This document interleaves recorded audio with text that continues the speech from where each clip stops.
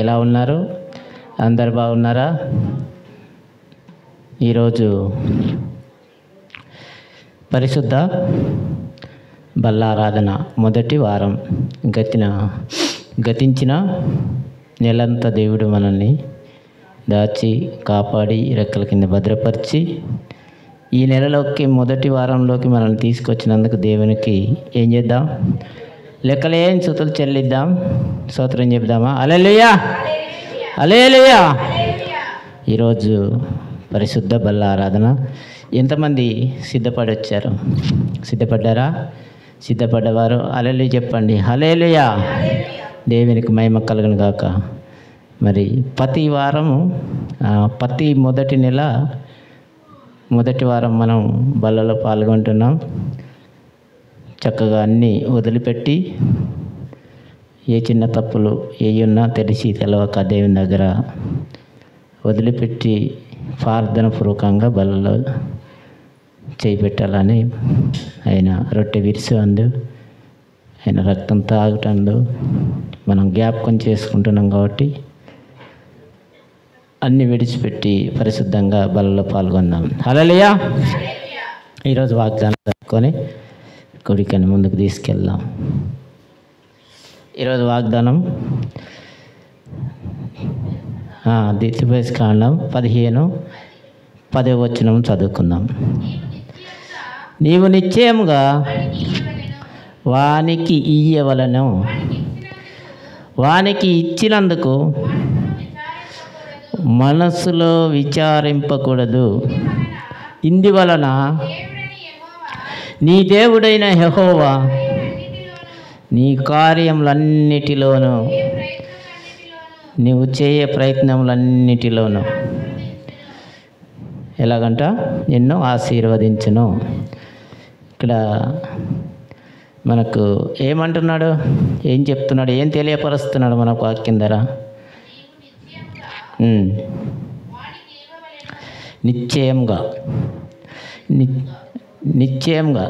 నిశ్చయంగా అంటే మనకు ఎవరికన్నా ఏమన్నా ఇచ్చేటప్పుడు కానీ, దానం చేసేటప్పుడు, హెల్ప్ చేసేటప్పుడు కానీ ఏమి ఆశించకుండా, విచారణ చేయకుండా మనం బీదలకు కానీ ఎవరికన్నా కావచ్చు, ఏదైనా కావచ్చు, దేవునికైనా కావచ్చు, మనుషులకైనా కావచ్చు, మనం ఇచ్చేటప్పుడు విచారణ చేయకూడదు. ఏ విచారణ? అయ్యో వీళ్ళు మళ్ళీ మనకు తిరిగి సాయం చేస్తారా, మనకేమి ఇస్తారు అని ఆశించకూడదు. కింద దేవుడు ఏమంటున్నాడు? నీ కార్యములన్నిటిలోనూ, నువ్వు చేయే ప్రయత్నములన్నిటిలోనూ నిన్ను నేను ఆశీర్వదించదను. అంటే నువ్వు చేసినవన్నీ ఇచ్చి మర్చిపో, నేను నిన్ను ఆశీర్వదిస్తాను అధికంగా. ఎందుకంటే మనం ఆయనను గణపరిస్తే ఆయన మనల్ని గణపరుస్తాడు. అవునా కదా? నిజంగా గణపరుస్తాడండి. ఎందుకంటే ఈ మధ్యలో మనం చాలా చూస్తున్నాం న్యూస్లలో సాక్ష్యాలు అవన్నీ. కొద్దిమంది 1000 మందిలో నిలబడి సాక్ష్యాలు చెప్తున్నారు. దేవుడు చేసిన కార్యాలు మనము ఉంచుకోకుండా చెప్పేయాలి. ప్రార్థన చేసుకొని మనము కుడికని ముందుకు తీసుకెళ్దాం. కళ్ళు మూసుకున్నట్టయితే. స్తోత్రం. పరిశుద్ధుడు, పరిశుద్ధుడు, పరిశుద్ధుడు, పరిశుద్ధుడు, పరలోకమందున్న మా కన్న తండ్రి, ఘనమైన శ్రేష్టమైన నామానికి లెక్కలేని స్తుతులు చెల్లిస్తున్నాం ప్రభువా. వేలాది వేల కోట్లాది కోట్ల స్తుతులు చెల్లిస్తున్నాం. స్తోత్రాలనైనా నీకు వందనాలనైనా. మమ్మల్ని బతికించి నాయన ఇదిగో మొదటి నెల మొదటి వారంలోకి పరిశుద్ధ బల్లారాధనలోకి నడిపించినందుకు నీకు వందనాలు. ఇదిగో నీ బిడ్డలందరినీ నడిపించినందుకు నీకు వందనాలు తండ్రి. ఇదిగో ఇంకా రాలేకుండా ఉన్న వారిని రావడానికి సహాయం దయచేయండి నాయన తండ్రి. దేవా నీకు వందనాలు అయ్యా. మార్గ మధ్యలో ఉన్న వారిని ఇంకా రావడానికి సహాయం దయచేయండి. ఇదిగో పాటలు పాడుతున్న వారిలో మీరు ఉండండి నాయన. వాక్యం చదువుతున్న వారిలో మీరు ఉండండి నాయన. మీరే ముందుండి నడిపించండి. వాక్యం అయితే నాయన ఎవరైతే ఏ బిడ్డ అయితే నిలబడి చెప్తున్నారో వారిలో మీరుండి మాట్లాడండి. వినగలిగే చెవులు మాకు దయచేయండి, అందరికీ దయచేయండి. నీ వాక్యం విని నాయన నేర్చుకొని నీ వాక్యం ద్వారా జీవించే సాయం బిడ్డలందరికీ దయచేయండి తండ్రి. ఏ బిడ్డ ఏ ఆశతోని వచ్చి ఉన్నారో అవన్నీ మీరు నెరవేర్చమని, బలహీనంగా ఉంటే నాయన స్వస్థత దయచేయమని నాయన నేను ఏ చిత్తమైతే వారు అనుకుంటున్నారు అవన్నీ నెరవేర్చమని నైనా ఈ కూడికంతటా ప్రారంభం మొదలుకొని ఆఖరి వరకు నైనా మీరే మా మధ్యలో పరిశుద్ధాత్మ నింపి నడిపించమని నజరేయుడైన యేసు పరిశుద్ధ నామంలో అడిగి వేడుకుంటున్నాం మా కన్న తండ్రి. ఆమేన్. హల్లెలూయా, హల్లెలూయా. కోయిల్ వారు వచ్చినట్టయితే పాడదాం. హల్లెలూయా, దేవునికి మహిమ కలుగును గాక. హల్లెలూయా.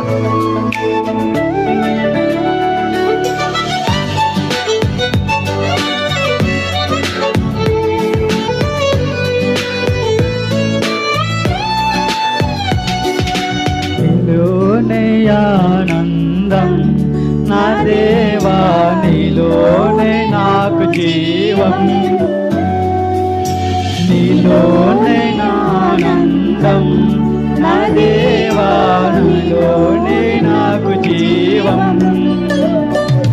నిన్న నేడు నిరంతరం మారని దేవా, నిన్న నేడు నిరంతరం మారని దేవా. ఈ లోకమంతడే నోయతకినా నాకు లేదయ్యా ఎక్కడ ఆనందం, నీ సన్నిధిలో ఒక్క క్షణం గడిపిన హృదయం పొంగెను.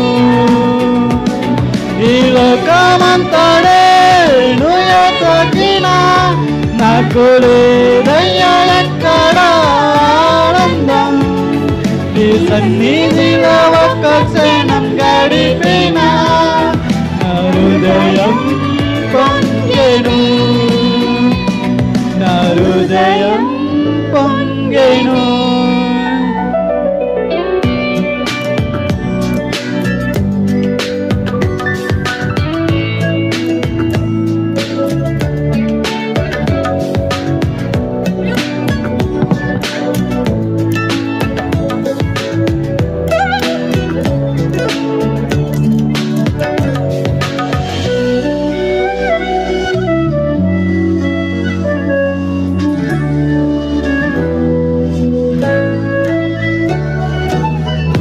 లోకం ఒక మాయని తెలుసుకున్నాను, ఏది నా సొంతం కాదనుకున్నాను. ఈ లోకం ఒక మాయని తెలుసుకున్నాను, ఇది నా సొంతం కాదనుకున్నాను. తప్పిపోయిన కుమారుణ్ణి నేనైతే నా కొరకై నిరీక్షించు తండ్రి యేసు. తప్పిపోయిన కుమారుణ్ణి నేనైతే నా కొరకై నిరీక్షించు తండ్రి నా యేసు. ఈ లోకమంతడే నోయతకినా నాకు లేదయ్యా ఎక్కడ ఆనందం, నీ సన్నిధిలో ఒక్క క్షణం గడిపిన హృదయం పొంగెను, హృదయం పొంగెను.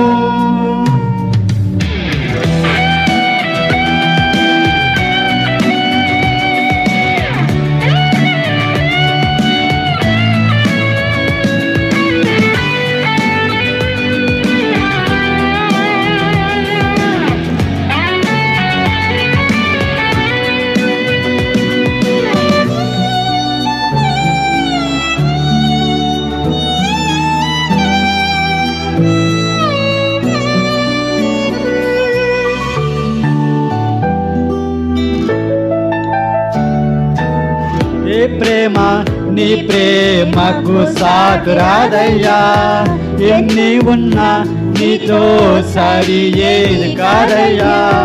ఏ ప్రేమ నీ ప్రేమకు సాగురాదయ్యా, ఎన్ని ఉన్నా నీతో సరి ఏది కాదయ్యా. నన్ను మరవని ప్రేమ నీదయ్యా, నన్ను మార్చుకున్న ప్రేమ నీదయ్యా. నన్ను మరవని ప్రేమ నీదయ్యా, నన్ను మార్చుకున్న ప్రేమ నీదే యేసయ్యా. ఈ లోకమంతా నీలోనే ఆనందం, ఈ ప్రేమ నీలోనే జీవం, నీలోనే ఆనందం నా దేవా, నీలోనే నాకు జీవం. నిన్న నేడు నిరంతరం మారని దేవా, నిన్న నేడు నిరంతరం మారని దేవా. ఈ లోకమంతానే నోయతకినా నాకు లేదయ్యా ఎక్కడ ఆనందం, నీ సన్నిధిలో ఒక్క క్షణం గడిపినా నా హృదయం పొంగెను.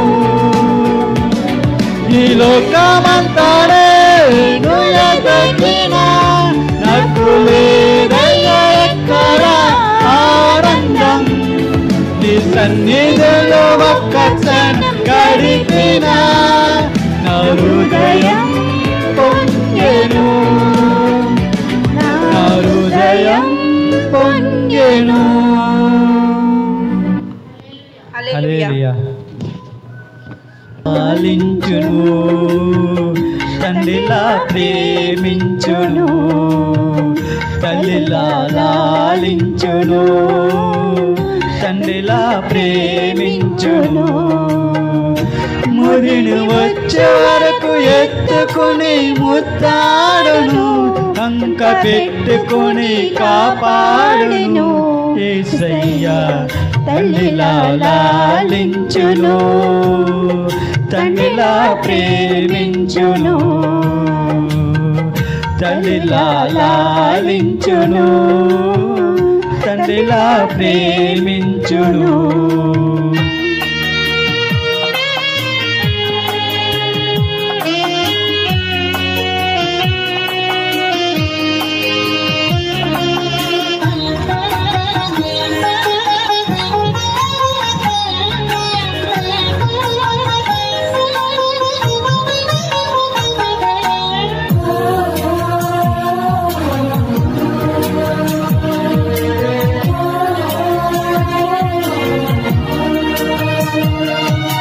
తల్లి అయినా మరుచునేమో నేను నిన్ను మరువను, చూడు నార చేతులలో నిన్ను చెక్కి ఉన్నాను.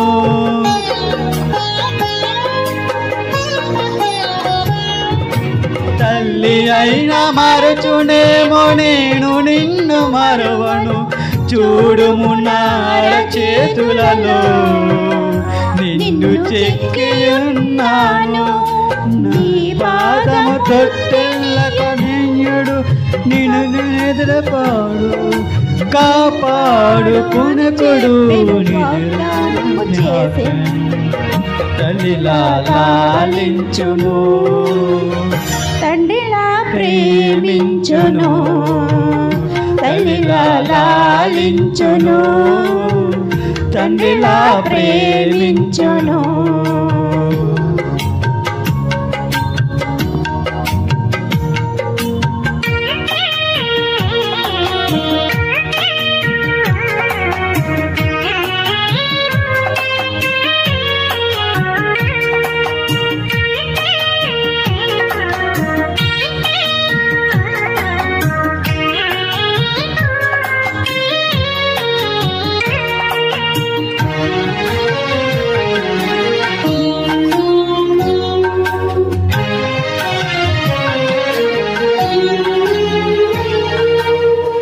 పర్వతాల తొలగవచ్చు తత్తరిల్లి మెట్టులన్ ఏడువారు నాకు ప్రణాకు, నా నిబంధను తొలగదు.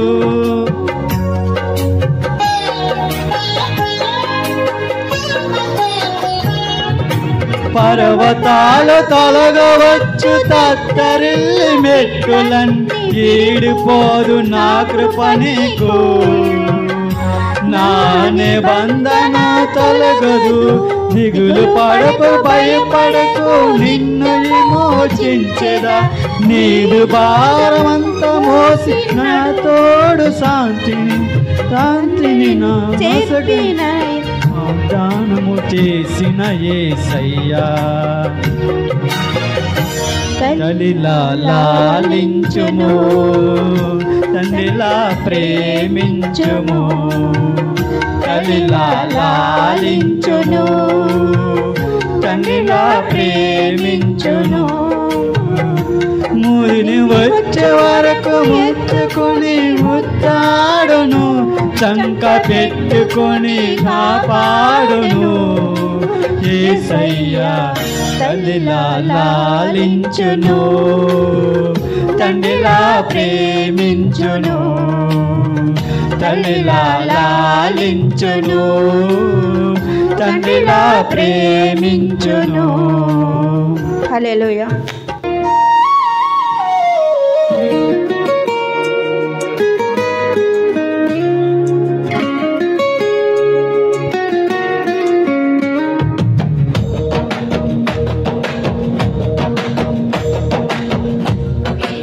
ఆరాధన చేతును అన్న వేళలా ఆత్మతో సత్యముతో ఆరాధింతును ఆరాధన చేతును అన్న వేళలా ఆత్మతో సత్యముతో ఆరాధించును నా ప్రాణ ప్రియుడు యేసయ్యకు నన్ను కన్న తండ్రి నా యేసుకు నా ప్రాణ ప్రియుడు యేసయ్యకు నన్ను కన్న తండ్రి నా యేసుకు స్తుతి స్తుతి స్తుతి స్తుతి ఆరాధన హల్లెలూయా హల్లెలూయా ఆరాధన స్తుతి స్తుతి స్తుతి స్తుతి ఆరాధన హల్లెలూయా హల్లెలూయా ఆరాధన ఆరాధన ఆరాధన ఆరాధన ఆరాధన ఆరాధన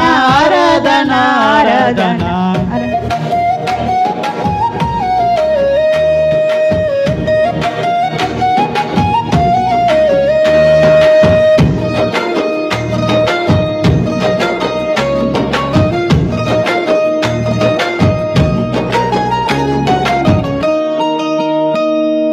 బలవంతుడా జయశీలుడా మృత్యుము జయుడా నా జీవన దాత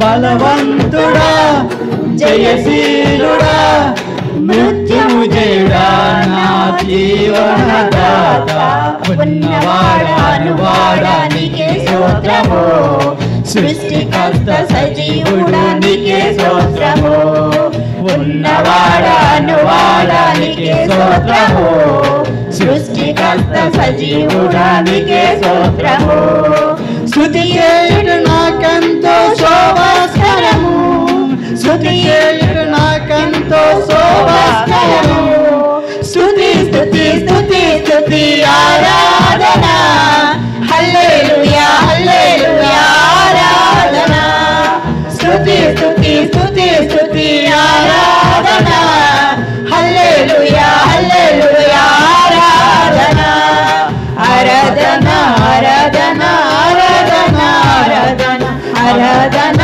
ఆరాధన ఆరాధన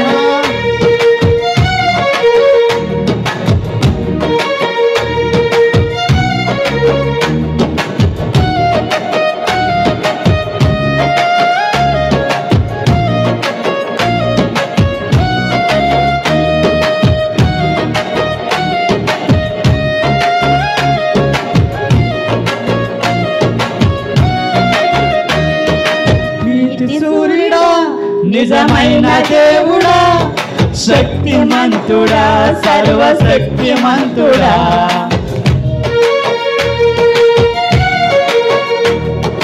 నీతి సూర్యుడా నిజమైన దేవుడా శక్తిమంతుడా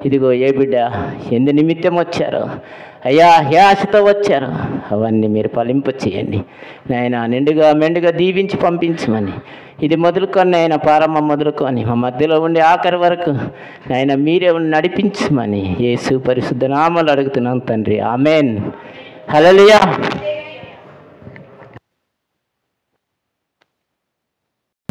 అలాగే మన మొదటిసారిగా మన సంఘానికి విచ్చేసిన దైవజనులు సతీష్ గారికి ప్రత్యేక వందనం తెలియజేస్తున్నాను. అలాగే సీను తమ్ముడు రమేష్ వచ్చినట్టయితే ఒక పాట పాడి దేవుని మహిమపరుస్తారు. తర్వాత మనం వాక్యం చదువుకుందాం. కనిపిస్తారు నీవారు ఆ కాలంలో కనిపిస్తారు ప్రతివారు ఎదురుగా చాలా దూరంగా ఎంతో కాలంగా ఆత్మల రూపంగా కనిపిస్తారు మరణిస్తే ప్రతివారు.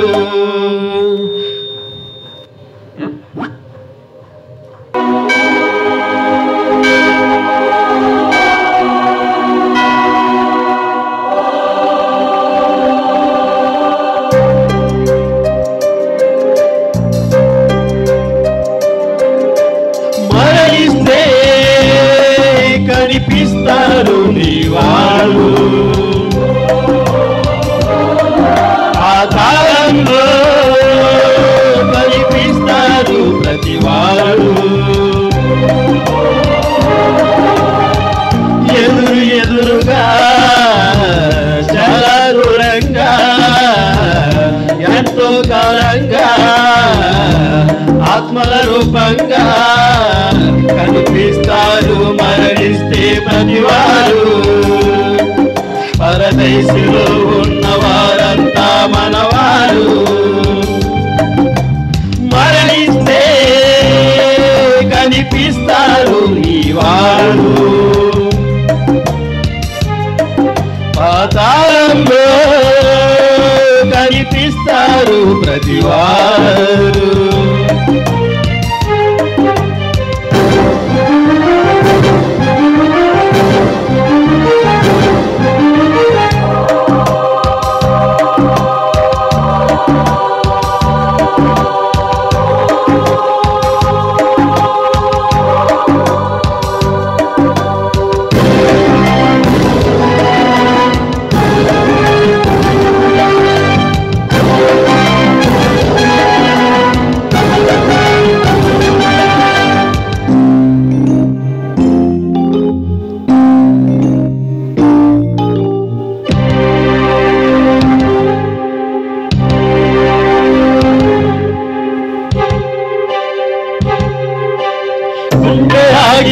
చనిపోతావు మెదడు ఆగినా చనిపోతావు ప్రమాదం అయిన మరణిస్తావు మరణించే నీ వెళతావు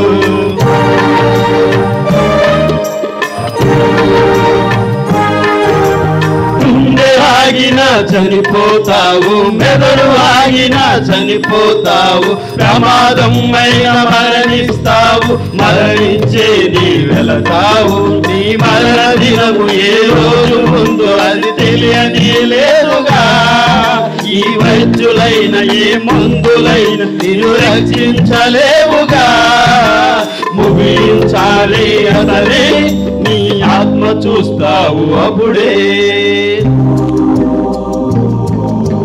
కనుమూస్తే కనిపిస్తారు నీవారు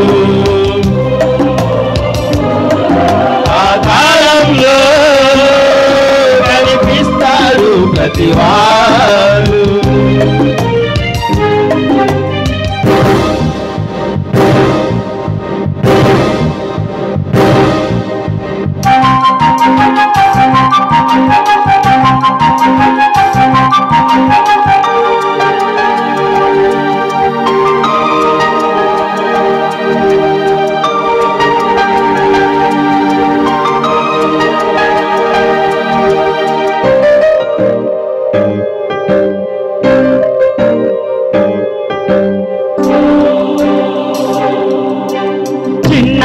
వయసులో చనిపోతావు, మధ్య వయసులో చనిపోతావు, ముసలైతే చనిపోతావు, మరణించేది వెళతావు.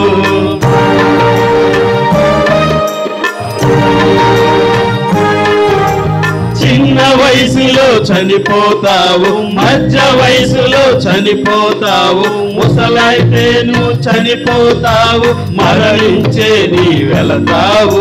ఏ వేలు నుండి మరణించిన వారు అక్కడే ఉన్నారుగా, మీ తాత ముత్తాతలందరూ మరణించి చేరారుగా.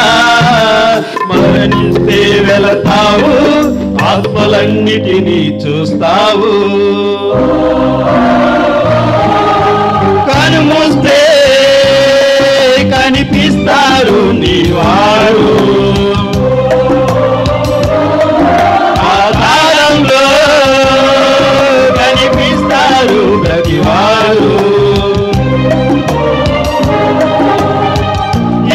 ఎదురుగా చాలా దూరంగా ఎంతో కాలంగా ఆత్మల రూపంగా కనిపిస్తారు మరణిస్తే ప్రతివారు. పరదేశంలో ఉన్నవారంతా మనవారు. కనుమూస్తే కనిపిస్తారు నీవారు, పాతాళంలో కనిపిస్తారు ప్రతివారు.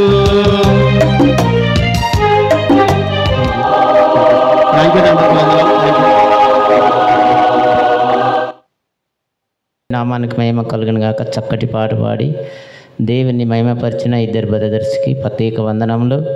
అలాగే అందరూ లేచి నిల్చున్నట్టయితే ఈ సమయంలో మనం కీర్తన భాగం చదువుకుందాం. కీర్తనలు 37వ కీర్తన 21 వచనం నుంచి ఆఖరి వరకు మన రమేష్ వచ్చి దేవ చదువుతారు.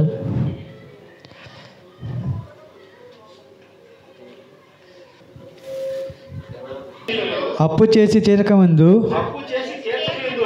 నీతిమంతులు దక్షిణము కలిగి దానమిస్తున్నారు.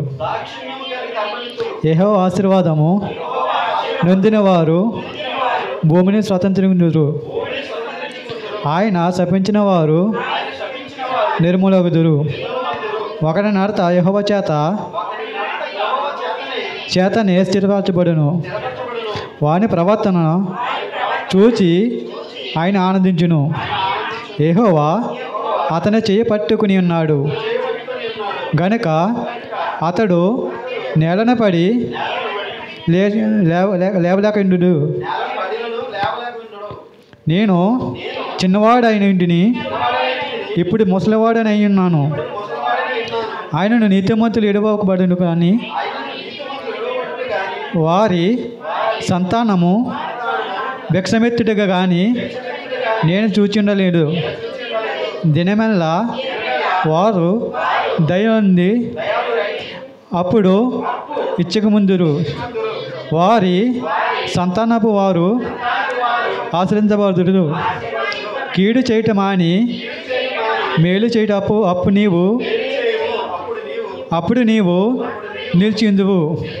ఎలానగా యెహోవా న్యాయమును ప్రేమించుచున్నవాడు, ఆయన తన భక్తులను నిలబడును. వారెన్నడానికి కాపాడువాడును కానీ భక్తిహీనుల సంతానము నిర్మూలగుదురు. నీతిమంతులు భూమిని స్వతంత్రించుకుందురు. వారు దానిలో నిత్యము నివసించుదును. నీతిమంతులు నోరు జ్ఞానమును గూర్చి వాచించుటను. వారి నాలుక న్యాయమును ప్రకటించుదును. వారి దేవుని ధర్మశాస్త్రము వారి హృదయములో నున్నది, వారి అడుగులు జారవు. భక్తిహీనులు నీతిమంతుల కొరకు పొంచి ఉండే వారిని సంపాదించుదురు. వారి చేతికి యెహోవా నీతిమంతులను అప్పగింపబడును. వారు విమర్శకు వచ్చినప్పుడు ఆయన వారిని దోమలుగా హెచ్చడు. యెహోవా కొరకు కనిపెట్టి ఉండుము, ఆయన మార్గమును అనుసరించును. భూమిని స్వతంత్రించుకున్నట్లు ఆయన నిన్ను హెచ్చించును. భక్తిహీనులు మిరుమగును కాగా నీవు చూచెదవు. భక్తిహీనుడు ఎంతో ప్రబలుండుడా నేను చూచిండుని. అది మొలిచిన చోటనే విస్తరించిన చెట్టు వల్లే వాడు వర్ధులిండును. ఆయనను ఒకడు ఆ దారిని పోయి చూడవాడు లేకపోయిను. నేను ఎదికిదిని కానీ వాడు కనపడకపోయాను. నిర్దోషులు కనిపెట్టుడు, యథార్థవంతులు చూడుము.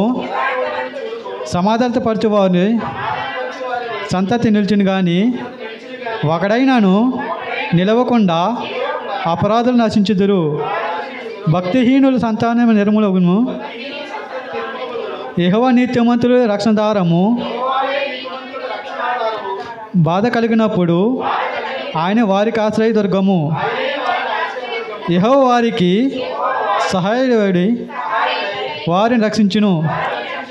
వారు యెహోవా సరోజు నుంచి విన్నారు కనుక ఆయన భక్తిహీనుల చేతిలో నుండి వారిని విడిపించును, రక్షించును. చిన్నవాక్షరి దేవుడు జీవించిన కాక. చక్కటి మనకు కీర్తన భాగాన్ని చదివి వినిపించిన దేవాకు ప్రత్యేక వందనములు. తమ్ముడు ఓ 10 నిమిషాలు దీన్ని వివరించిందా? టైం ఉందా? ఎందుకు టైం ఉంది కదా అని ఇచ్చాను. మీ అందరికీ మన ప్రభువునటువంటి మన రక్షకుడైనటువంటి యేసుక్రీస్తు పరిశుద్ధ నామంలో అందరికీ వందనాలు తెలియజేసుకుంటున్నానండి. అందరూ బాగున్నారు కదా? మరి చదువుబడినటువంటి కీర్తనలో మరి దావీదు గారు రాసినటువంటి 37వ కీర్తన 21 నుంచి సహోదరుడు రమేష్ దేవ చదివారు. అందులో కొన్ని విషయాలు మనం క్లుప్తంగా మాట్లాడుకుందామండి. 21వ నుంచి మనం చదువుకుందాం. భక్తిహీనులు అప్పు చేసి తీర్చకయుందురు, నీతిమంతులు దాక్షిణ్యము కలిగి ధర్మమిత్తులు. భక్తిహీనులు ఎటువంటి వాళ్ళు అంటే అప్పు తీసుకున్న తర్వాత తిరిగి వాళ్ళు చెల్లించరు, తిరిగి ఇవ్వరు. ఇంకేమంటున్నాడు కింద? నీతిమంతులు దాక్షిణ్యము కలిగి ధర్మమిస్తారు. నీతిమంతులు అయితే చాలా దయ కలిగి వారికి అప్పిస్తారు, సహాయం చేస్తారు. తర్వాత యెహోవా ఆశీర్వాదం పొందినవాడు భూమిని స్వతంత్రించుకుందరు. ఎవరైతే మరి దేవుడి చేత ఆశీర్వాదం పొందుతారో వాళ్ళంట ఆ భూమిని స్వతంత్రించుకుంటారు. భూమిని స్వతంత్రించుకుంటారంటే భూములు కొనుక్కుంటారు, ఆస్తులు సంపాదించుకుంటారని ఆ ఉద్దేశంతో దావీదు గారు ఇక్కడ రాయట్లేదు. భూమిని స్వతంత్రించుకుంటారంటే భూమి మీద సుఖ సంతోషాలతో భూమిలో కలిగినటువంటి అన్నిటినీ సమృద్ధిగా వాళ్ళు అనుభవిస్తారని అర్థం. అర్థమైంది కదా? భూమిని స్వతంత్రించుకుందరు. ఆయన శపించిన వారు నిర్మూలమగుదురు. ఒకరి నడత యెహోవా చేతనే స్థిరపరచబడును. తన వారి ప్రవర్తనను చూసి ఆయన ఆనందించను. ఎవరైతే నీతిమంతులుగా ఉంటారో వాళ్ళ ప్రవర్తన చూసి అంటే దేవుడు అంట ఆనందిస్తారంట. ఎవరైతే భక్తిహీనులుగా ఉంటారో వాళ్ళ ప్రవర్తన చూసి దేవుడు బాధపడతాడని మనకి లేఖనాలు చదివిస్తున్నాయండి. తర్వాత వాని ప్రవర్తన చూసి ఆయన ఆనందించును. యెహోవా అతను చేయి పట్టుకుని ఉన్నాడు కనుక అతడు నేలను పడినను లేవలేక ఉండడు. నీతిమంతుడు అంటే ఒకవేళ కానీ కింద కానీ పడిపోతే మళ్ళీ దేవుడు చేపట్టుకుని లేవదీసి నిలవబడతాడు అంటున్నాడు. తర్వాత నేను చిన్నవాడిన ఇంటిని ఇప్పుడు ముసలివాడినై ఉన్నాను, అయినను నీతిమంతులు విడువబడుబట్టి కానీ వారి సంతానం భిక్షమెత్తుడుగా నేను చూచి ఉండలేదు. నీతిమంతులు అంటే ఎప్పుడు కూడా వాళ్ళు భిక్షమెత్తుకునే వరకు దేవుడు వాళ్ళని ఎప్పుడు ఉంచడండి కదా. ఈ మాట నమ్ముతారు అందరని? నిజంగా దేవుడి మీద నిజమైన భక్తి కలిగి నిజమైనటువంటి మరి దేవుని ప్రేమ కలిగి ఎవరైతే ఉంటారో వాళ్ళ కుటుంబం చూడండి ఎప్పుడు దేనికి లోటు లేకుండా ఉంటుంది. ఓకే, వాళ్ళ మేడలు కట్టుకోకపోవచ్చు, కారులు లేకపోవచ్చు, కానీ అది దేవుని దృష్టిలో ఎలాగంటే అన్న పానములు కలిగి సంతృప్తి కలిగిన వాడే దేవుని చేత ఆశీర్వాదం పొందినాడు. మనం ఏమనుకుంటాం? బంగ్లాలు సంపాదించినాడు, కార్లు సంపాదించినాడు దేవుడు ఆశీర్వదించాడు అంటారు. పైగా అది వచ్చి సాక్ష్యాలుగా చెప్తారు.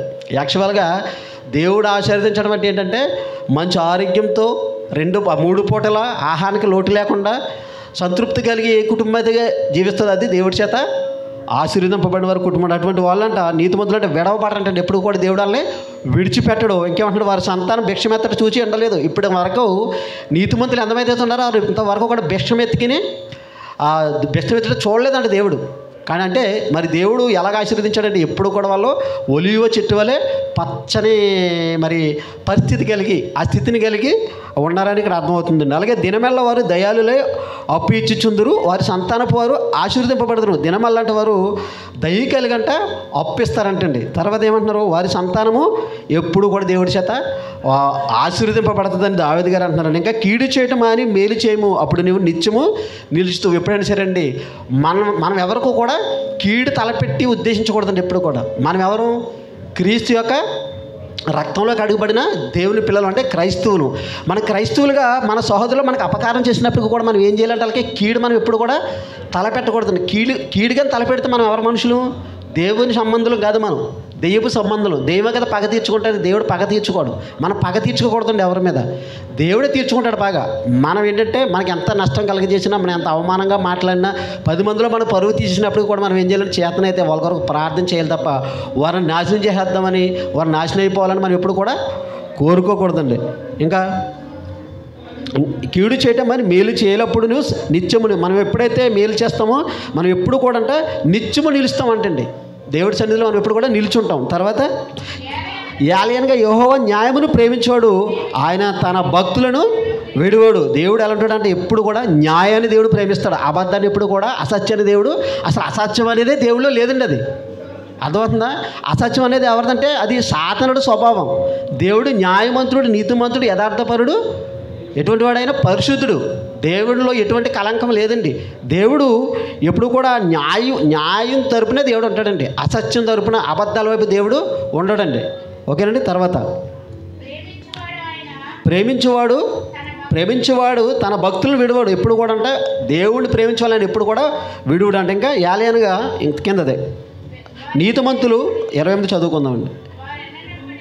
వారి అన్నిటికీ కాపాడబడుదురు కానీ భక్తిహీనుల సంతానం నిర్మూలమగుదురు. ఎవరైతే న్యాయం కలిగి ప్రవర్తిస్తారో వాళ్ళు ఎప్పుడు కూడా దేవుడి చేత ఏమని చేస్తారంటే కాపాడబడతారండి.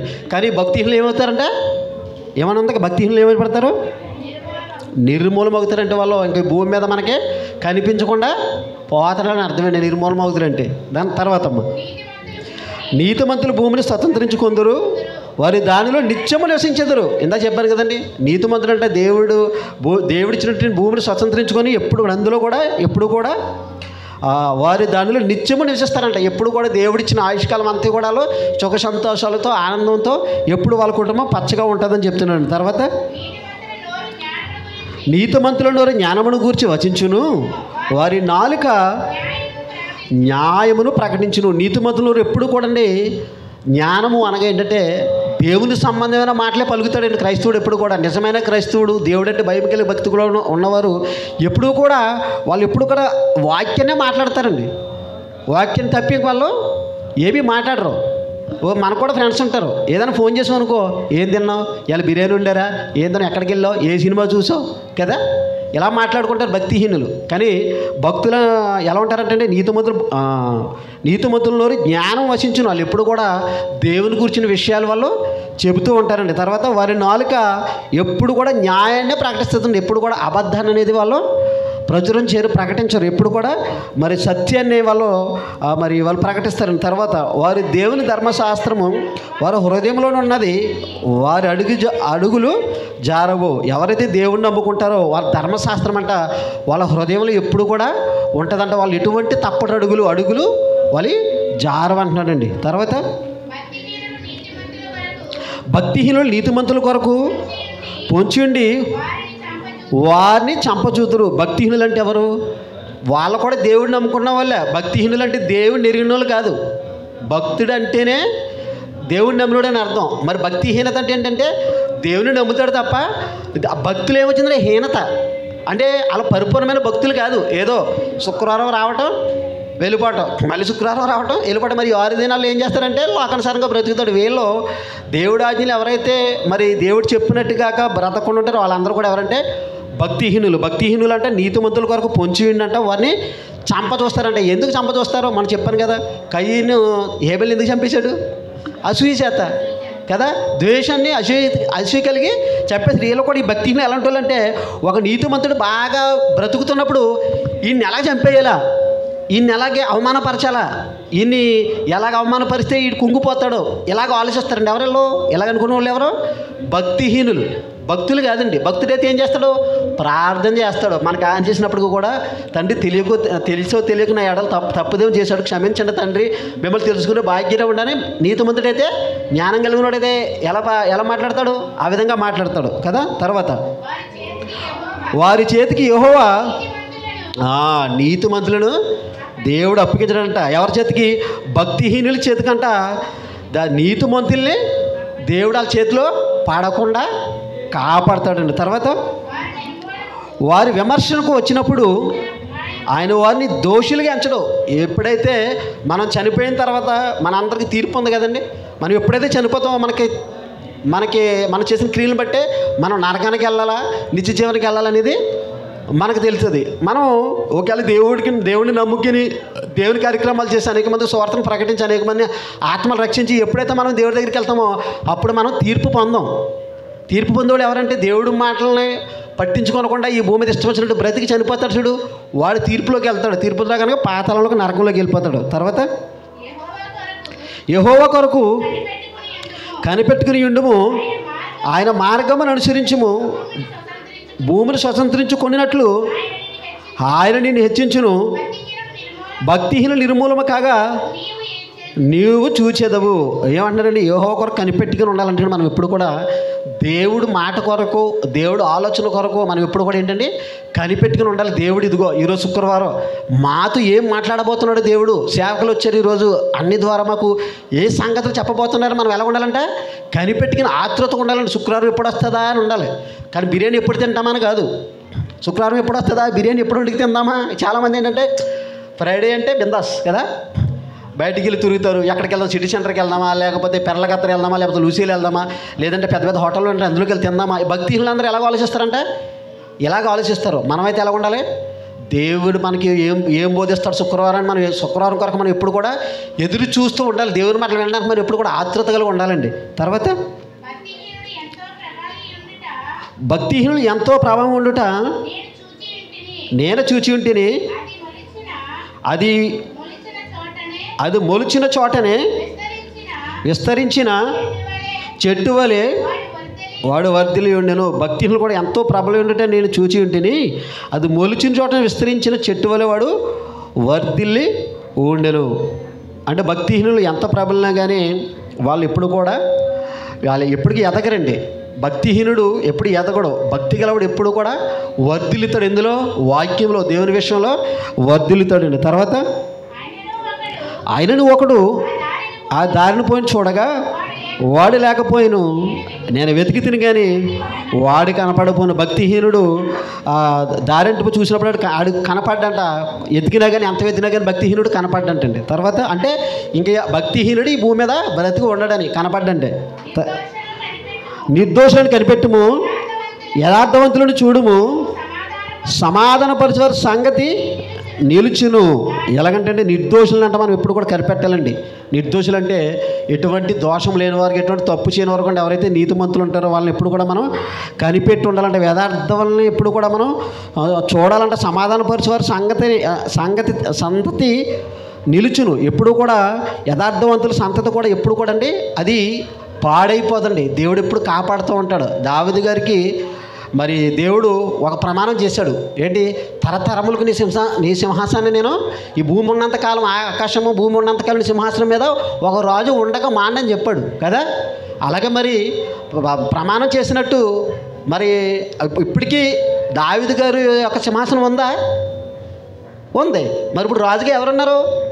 అదే దావీదు సంతానం, యోధ సంతానం ఇచ్చిన వారు యేసుక్రీస్తు పరిపాలన చేస్తున్నారు కదా. పరలోకంలో ఉండి తండ్రి కుడి పార్శ్వం నుండి ఏం చేస్తున్నాడైనా పరిపాలన చేస్తున్నాడు. మనం అంటే మరి దేవుడిని నమ్ముకున్న వాళ్ళకి కూడా ఎప్పుడు కూడా వాళ్ళ కుటుంబం ఎప్పుడు కూడా భూమి మీద ఉంటుందండి.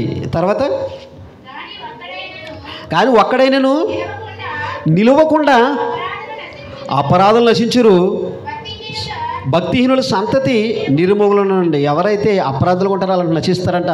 ఎవరైతే భక్తిహీనుల సంతానం ఉందని కదా కొంతకాలానికి భూమి మీద కనపడకుండా పోస్తుందండి. కానీ భక్తి పరులు లేదంటే మరి దేవుని మీద భయభక్తులు ఉన్న వాళ్ళు కుటుంబం ఇప్పుడు కూడా మరి మనము అలా కుటుంబాలు అలా సంతతులు అలాగా దేవుని కోసం బ్రతికి వాళ్ళు చూస్తూ ఉంటాం కదా. ఇప్పుడు మనం అబ్రహంగాన సంతానం కదా. మనం అబ్రహంగాన సంతానం ఎప్పటికో ఉందా? దేవుడేమన్నాడు? నీ జనాంగాన్ని ఇసుకరేణులంతా విస్తారంగా నేను ఆకాశ నక్షత్రాలంతా విస్తారంగా చేస్తానన్నాడు. చేశాడా? మరి మన అందరూ ఇప్పుడు ఎవరో మనకు తండ్రి ఎవరో? విశ్వాసాలకి తండ్రి ఎవరో? అంతే కదా.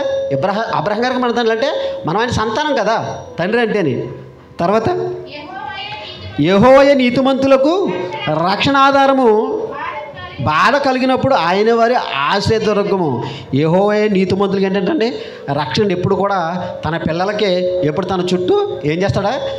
ఇది మనం అనుకోండి, దీని చుట్టూ ఎప్పుడు కూడా ఏం చేస్తాడంటే దేవుడు రక్షణ వలయాన్ని ఉంచుతాడు.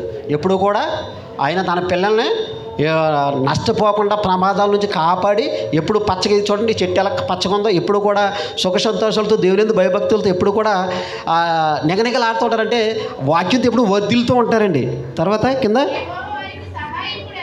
యెహోవా వారికి సహాయకుడై వారిని రక్షించును, వారు యెహోవా చెరణ తెచ్చి ఉన్నారు కనుక ఆయన భక్తిహీనుల చేతిలో ఉండి వారిని విడిపించి రక్షించునండి. దేవుడు ఎప్పుడు కూడా అండి దేవుని పిల్లలకి సహాయకుడే ఉంటాడంట.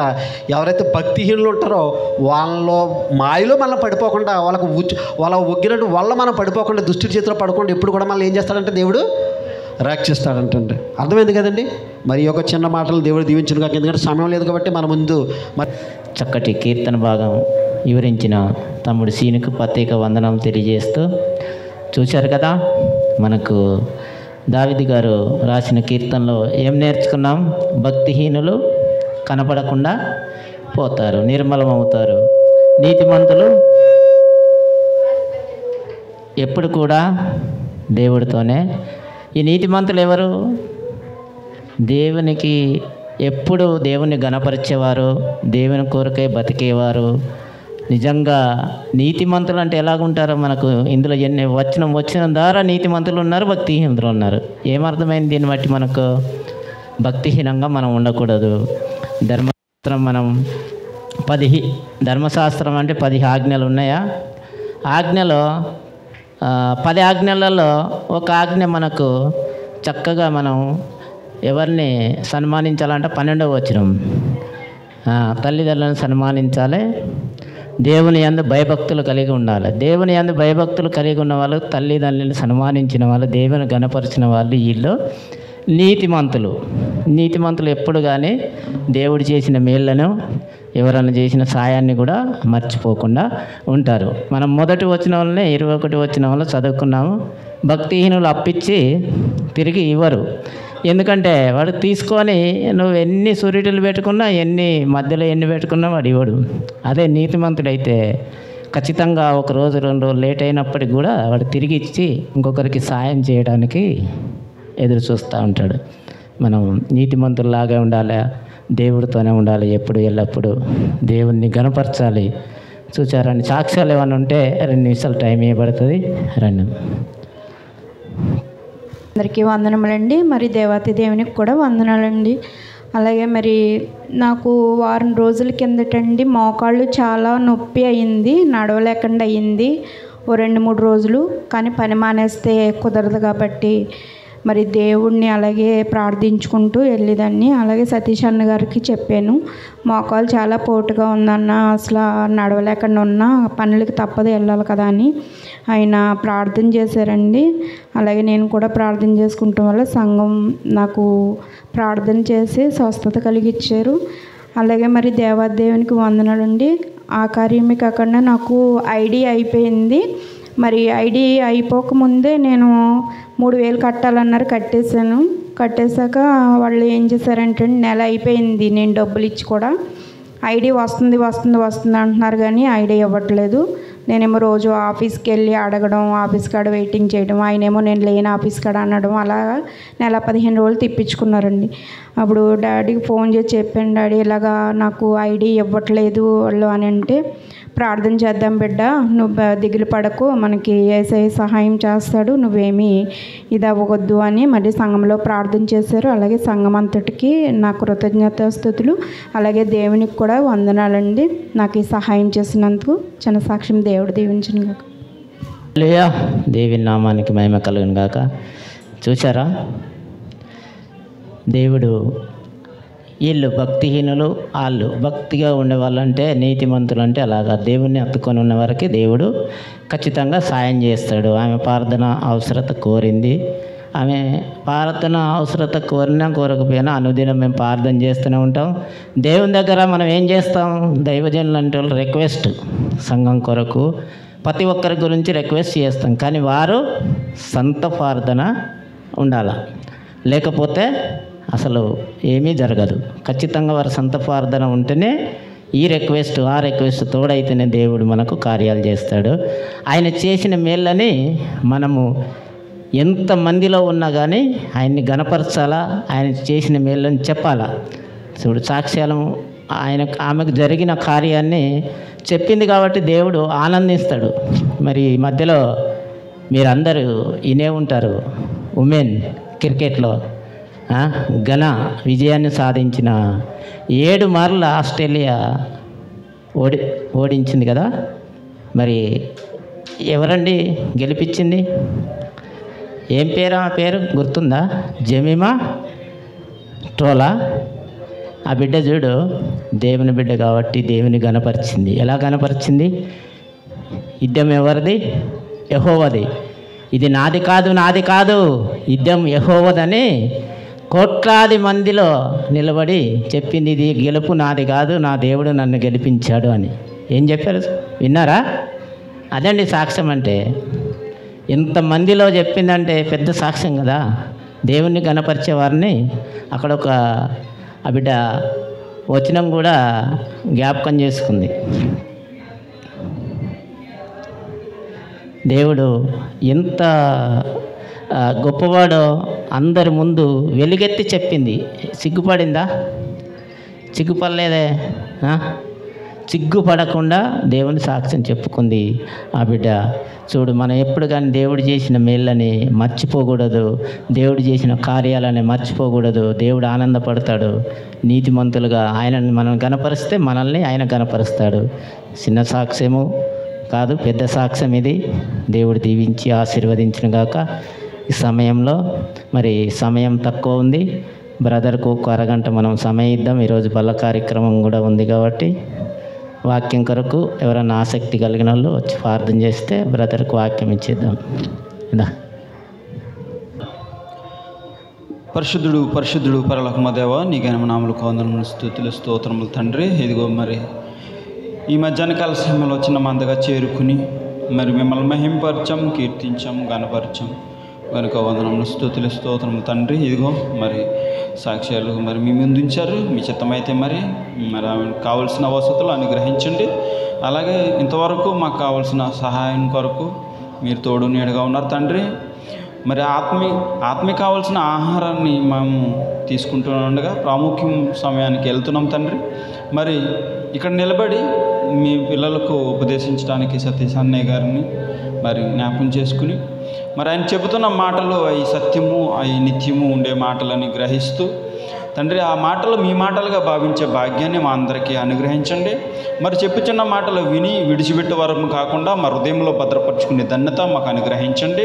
ఆ మాటల ప్రకారంగా బాటలు వేసుకునే భాగ్యాన్ని మా అందరికీ అనుగ్రహిస్తారని ఈ చిన్న ప్రార్థన మీ పాచాన్ని చేర్చుకుంటారని యేసుక్రీస్తు నామములో బ్రతిమలాడి వేడుకొనిచున్నాం మా పరమ తండ్రిని. ఆమేన్. ఆమేన్.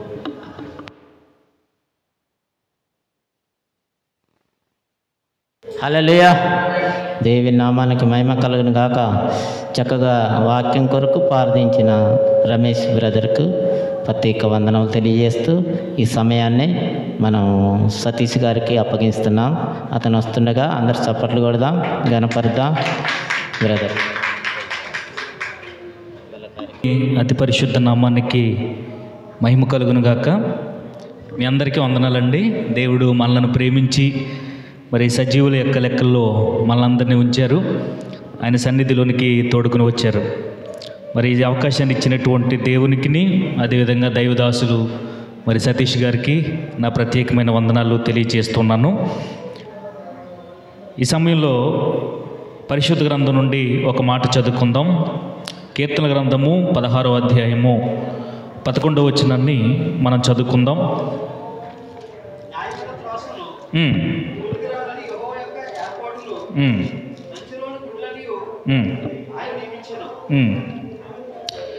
చూడండి, కీర్తన గ్రంథము 16వ అధ్యాయము 11వ వచనం.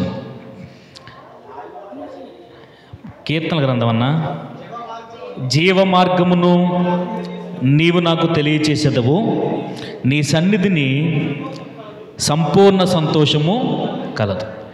దేవుడు మనకు జీవ మార్గమును తెలియచేయగలిగిన వారు. నమ్ముతున్నారా? జీవము అంటే ఏంటి తెలుసండి? నిర్జీవము అంటే ఏంటి? జీవము లేకపోవటమే నిర్జీవం. నిర్జీవమైనటువంటిది ఏదైనా మనకు ఉపయోగపడుతుందా అంటే నిర్జీవమైనది దేన్నైనా మనం ఇష్టపడతామంటే దేనిని ఇష్టపడం. దేవుడు మనకు ఎటువంటి మాటలను, ఎటువంటి మార్గమును ఆయన అనుగ్రహించారు అంటే జీవము కలిగినటువంటి మార్గాన్ని మన కళ్ళ ముందు ఉంచారు. రెండవదిగా ఆయన సన్నిధిలో సంపూర్ణ సంతోషాన్ని మనకు ఏర్పాటు చేశారు. దేవుని యొక్క సన్నిధిలో ఒక చిన్న మందగా మనం కూడి ఉన్నామో, అయితే దేవుడు చెప్తున్నారు కదా, ఎవరైతే 2-3 కూడి నా నామం పేరిట ఏకీపించి ప్రార్థన చేస్తారో వారి మధ్యన నేను ఉంటాను.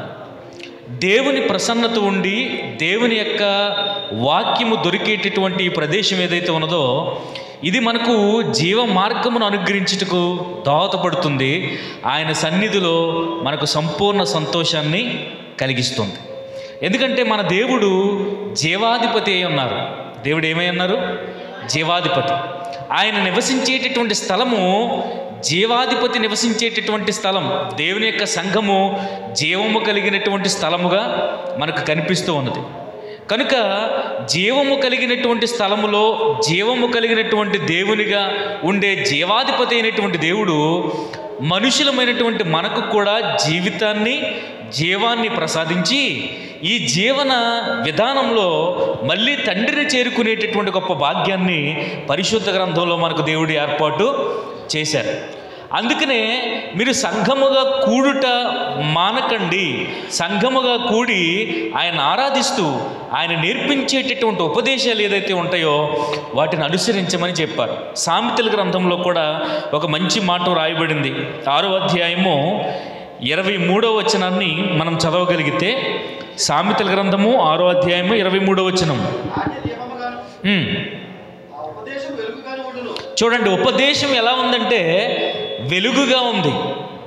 కటికమైనటువంటి చీకటిలో నడుస్తున్నటువంటి ఏ మనిషికైనా ఏం కావాలి? వెలుగు అనేటటువంటిది కావాలి, దారి చూపించాలి.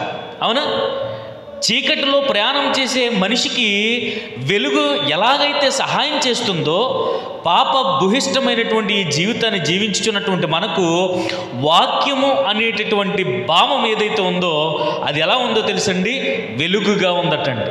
ఈ వాక్యము మన దృష్టికి ఎలా ఉంది? మన ఆత్మలకు ఎలా కనిపిస్తుంది? వెలుగుగా కనిపిస్తుంది. వెలుగున్నటువంటి ప్రదేశంలో మనం ఏదైనా జరిగించగలం. అవునా? ఇప్పుడు వాక్యం చదవాలన్నా, ఈ ప్రార్థన జరగాలన్నా ఈ లైట్లన్నీ ఆపేసాం అనుకోండి, వాక్యం చదవటానికి అవకాశం ఉంటుందా? చీకటిలో వాక్యం చదువుకోవటానికి వెలుగు కావాలి. ఏమంటే ఒక వ్యక్తికి ఆపరేషన్ చేయాలనుకోండి, చీకట్లో చేస్తారు ఎవరైనా? ఆపరేషన్ చేయాలంటే వెలుగు కావాలి. వెలుగుతో జరిగేటటువంటి అనేక పనులు చీకటితో జరగటానికి అవకాశం లేదు. కాబట్టి దేవుడు వెలుగుమయమైనటువంటి వాక్కులను మనకు ఎందుకు పంపిస్తున్నాడు అంటే, ఈ వెలుగు అనేటటువంటి దారిలో మనము ప్రయాణం చేసి చిట్ట చివరకు జీవాధిపతి అయినటువంటి దేవుణ్ణి మనము చేరుకోవాలి. ఎవరిని చేరుకోవాలి? జీవాధిపతి అయినటువంటి దేవుణ్ణి మనము చేరుకోవాలి. అందుకే అదే సామెతల గ్రంథం 10వ అధ్యాయం 17వ వచనాన్ని మనం చూద్దాం. ఉపదేశాన్ని అంగీకరించేటటువంటి వాడు ఎలా ఉన్నాడండి? జీవ మార్గములో ఉన్నాడు. దేవుని యొక్క వాక్యం వింటున్నటువంటి మీరు ఎంతవరకు మరి శ్రీని గారు ఒక చక్కటి విషయం చెప్పారు. చాలామంది ఇదే శుక్రవారాన్ని ఉపయోగించుకుని వాళ్ళు ఎలా ఉన్నారండి? జీవ మార్గాన్ని ఉపదేశించుకునేటటువంటి వారిలా లేరు. లోక సంబంధమైనటువంటి సంతోషాలలో వారం అంతా కష్టపడ్డాం కాబట్టి మనం రీఫ్రెష్ అవుదాం. లోక సంబంధమైనటువంటి వాటిలో రీఫ్రెష్మెంట్ ఉందని దేవుని సంబంధమైనటువంటి ఈ భాగ్యాన్ని, ఈ అదృష్టాన్ని కాలదన్నుకుని వారు ఎక్కడికి వెళ్ళిపోయారో తెలుసా? సంఘానికి దూరంగా వెళ్ళిపోయారు. కానీ మనము దేవుని యొక్క సన్నిధులు, అంటే దేవుడు ఉండేటటువంటి ప్రాంతంలోనికి మనం ప్రవేశించడానికి దేవుడు మనకు అవకాశాన్ని ఇచ్చారు. అందుకే ఇక్కడ చెప్పబడుతున్నటువంటి మాట మళ్ళీ చదువుతాం. 17వ వచనం, ఉపదేశాన్ని మీరు అంగీకరించగలిగితే మీరు ఎక్కడున్నట్టు? జీవ మార్గం, ప్రాణము కలిగినటువంటి మార్గంలో ఉన్నట్టు. దేవుని యొక్క వాక్యాన్ని మనం వింటే, దేవుని యొక్క వాక్యాన్ని మనం అంగీకరిస్తే మనము జీవ మార్గంలో ఉన్నట్టు. దేవుని యొక్క వాక్యాన్ని విని విడిచిపెట్టేసాం అనుకోండి, దేవుని యొక్క వాక్యాన్ని కేవలం చెవులకు మాత్రమే అన్వయించి హృదయానికి చోటు ఇవ్వలేదనుకోండి, మనం జీవ మార్గంలో ఉన్నట్ట. దేవుడిచ్చినటువంటి ఈ చెవులతో దేవుని యొక్క వాక్యాన్ని విని హృదయం అనేటటువంటి మెత్తని పలకల మీద ఈ వాక్యాన్ని ఏం చేయాలో తెలుసండి? రాసుకోవాలి. అందుకే ద్వితీయోపదేశ కాండంలో మనం చూడగలిగితే, అవకాశం లేదు కాబట్టి మీకు తెలిసినటువంటి విషయాన్ని చెబుతున్నాను. ఇశ్రాయేలుకు ధర్మశాస్త్రాన్ని ఇచ్చినటువంటి దేవుడు వారికి చెబుతున్నటువంటి మాట ఏంటంటే, అయ్యా నీ ద్వారబంధముల మీద దేవుని యొక్క ఆజ్ఞలను నీవు రాయాలి. నీ బిడ్డలతో ఎక్కడికైనా ప్రయాణం చేస్తున్నావు అనుకో, ప్రయాణం చేస్తున్నప్పుడు ధర్మశాస్త్ర సంబంధమైనటువంటి విషయాలను నీవు వారితోటి చర్చించాలి. ధర్మశాస్త్ర సంబంధమైన విషయాలను వారికి నీవు చెప్పాలి. ఎందుకంటే దేవుని యొక్క వాక్యము సత్యమైనది, దేవుని యొక్క వాక్యము జీవము కలిగినది. దేవుని యొక్క వాక్యములో ఏమంటే మన హృదయాలకు లేకుంటే మన శరీరాన్ని నరకములో పడవేయకుండా మనకు పరలోక రాజ్యాన్ని అనుగ్రహించగలిగినటువంటి సామర్థ్యం దేవుని యొక్క వాక్యానికి ఉన్నది. మరొక విషయాన్ని బైబిల్ గ్రంథం నుంచి మనం చూస్తే, అదే సామెతల గ్రంథం 15వ అధ్యాయము 24వ వచనంలో కూడా మనం చూద్దాం. సామెతల గ్రంథము 15వ అధ్యాయము 24వ వచనం, క్రిందనున్న పాతాళమును త్రప్పించుకొనవలనని. ఏమంటే బుద్ధిమంతుడైతే ఎలా నడుచుకుంటాడు? పరమునకు పోవు జీవ మార్గం. పరమునకు పోవు జీవ మార్గం ఏంటో తెలుసా? మన చేతిలో ఉన్నటువంటి బైబిల్. అందుకే యేసుక్రీస్తు ప్రభుల వారు యోహాను సువార్త 14వ అధ్యాయము 6వ వచనంలో ఆయన చెప్పినటువంటి మాట ఏంటో తెలుసండి? నేనే మార్గమును సత్యమును జీవమును. నేను కూడా మార్గమును, నేను కూడా సత్యమును, నేను కూడా జీవమును అనలేదు. నేను కూడా అనే మాటలు ఏముందో తెలుసండి? ఇంకొక దానికి అవకాశము ఉంది. నేనే జీవమును, నేనే మార్గమును, నేనే సత్యమును అన్నారు అంటే ఆయన తప్ప మరొక మార్గము లేదని, ఆయన తప్ప మరొక జీవము లేదని, ఆయన తప్ప మనను పరలోక రాజ్యానికి చేర్చే గొప్ప అవకాశము లేనే లేదని. అయితే ఇక్కడ ఆ మాటలు ఎంత సంతోషం కలుగుతుంది. మళ్ళీ చదవండి అన్నయ్య. క్రిందనున్న పాతాళమును తప్పించుకొనవలనని. అండ్ మీరందరూ కూడా దేవుని యొక్క సన్నిధిలో ఉన్నారు అంటే మీరందరూ కూడా ఏమై ఉన్నారు తెలుసా? దేవుని యొక్క లేఖనాలను బట్టి మీరు బుద్ధిమంతులా బుద్ధిహీనులా? బుద్ధిమంతులమే కదా మనం. ఎందుకు బుద్ధిమంతులమయ్యామో తెలుసా? పరమునకు పోవు జీవ మార్గమును మనము తెలుసుకోవాలి. అవునా? ఏమంటే లోకంలో ఉన్నటువంటి వారి వలె మనము కూడా ఏ సముద్రం ప్రక్కనో అన్నయ్య చెప్పినట్లుగా మరొక ప్రాంతంలోనూ కూర్చోవటానికి మనకు అవకాశం లేదా? అవకాశం ఉంది. కానీ దేవుని యొక్క సన్నిధిలో నేను గడపాలి, దేవుని యొక్క మాటలకు నేను చోటునివ్వాలి, దేవుని మాటలు నేను తెలుసుకోవాలని హృదయం శుద్ధి గలవారమై దేవుని యొక్క సన్నిధిలో ఉన్నప్పుడు దేవుడు మనలందరినీ ప్రేమించి మనల్ని ఒక మాటతోటి అలంకరిస్తున్నారు. ఆయన అలంకరించుచున్నటువంటి మాట ఏంటంటే మనలను బుద్ధిమంతులు అంటున్నారు. మనం ఏమైనా అయ్యారు? బుద్ధివంతులమా కాదండి? కానీ లోకంలో ఉన్నటువంటి వారికి మనం ఎలా కనిపిస్తామో తెలుసండి? బుద్ధిహీనులా కనిపిస్తాం. అవునా? శుక్రవారము 6 దినాలు ఎంతో కష్టపడ్డారు, రెస్ట్ తీసుకోకుండా మళ్ళీ ఉదయాన్నే లేచి ఏమంటే స్నానం చేసి శుభ్రమైన బట్టలు ధరించి ఎంతో కష్టపడి కొన్ని సందర్భాలలో చర్చికి రావడానికి కొన్ని కిలోమీటర్లు నడవాలి. అవునా? ఉదయం మందిరానికి రావటానికండి నేను ఉన్నటువంటి ప్రదేశం నుంచి ఇంచుమించు 1 కిలోమీటర్ నడిస్తే నేను వాహనాన్ని పొందుకోగలుగుతాను. ఇప్పుడు మనం ఎలా కనిపిస్తాం? ముఖ్యంగా యవ్వన బిడ్డలు అలాగే ఫీల్ అవుతూ ఉంటారు. అంటే చర్చికి వెళ్ళిపోవాలా? అవకాశం దొరికితే చక్కగా రిఫ్రెష్ అవ్వచ్చు కదా, రెస్ట్ తీసుకోవచ్చు కదా, పడుకోవచ్చు కదా.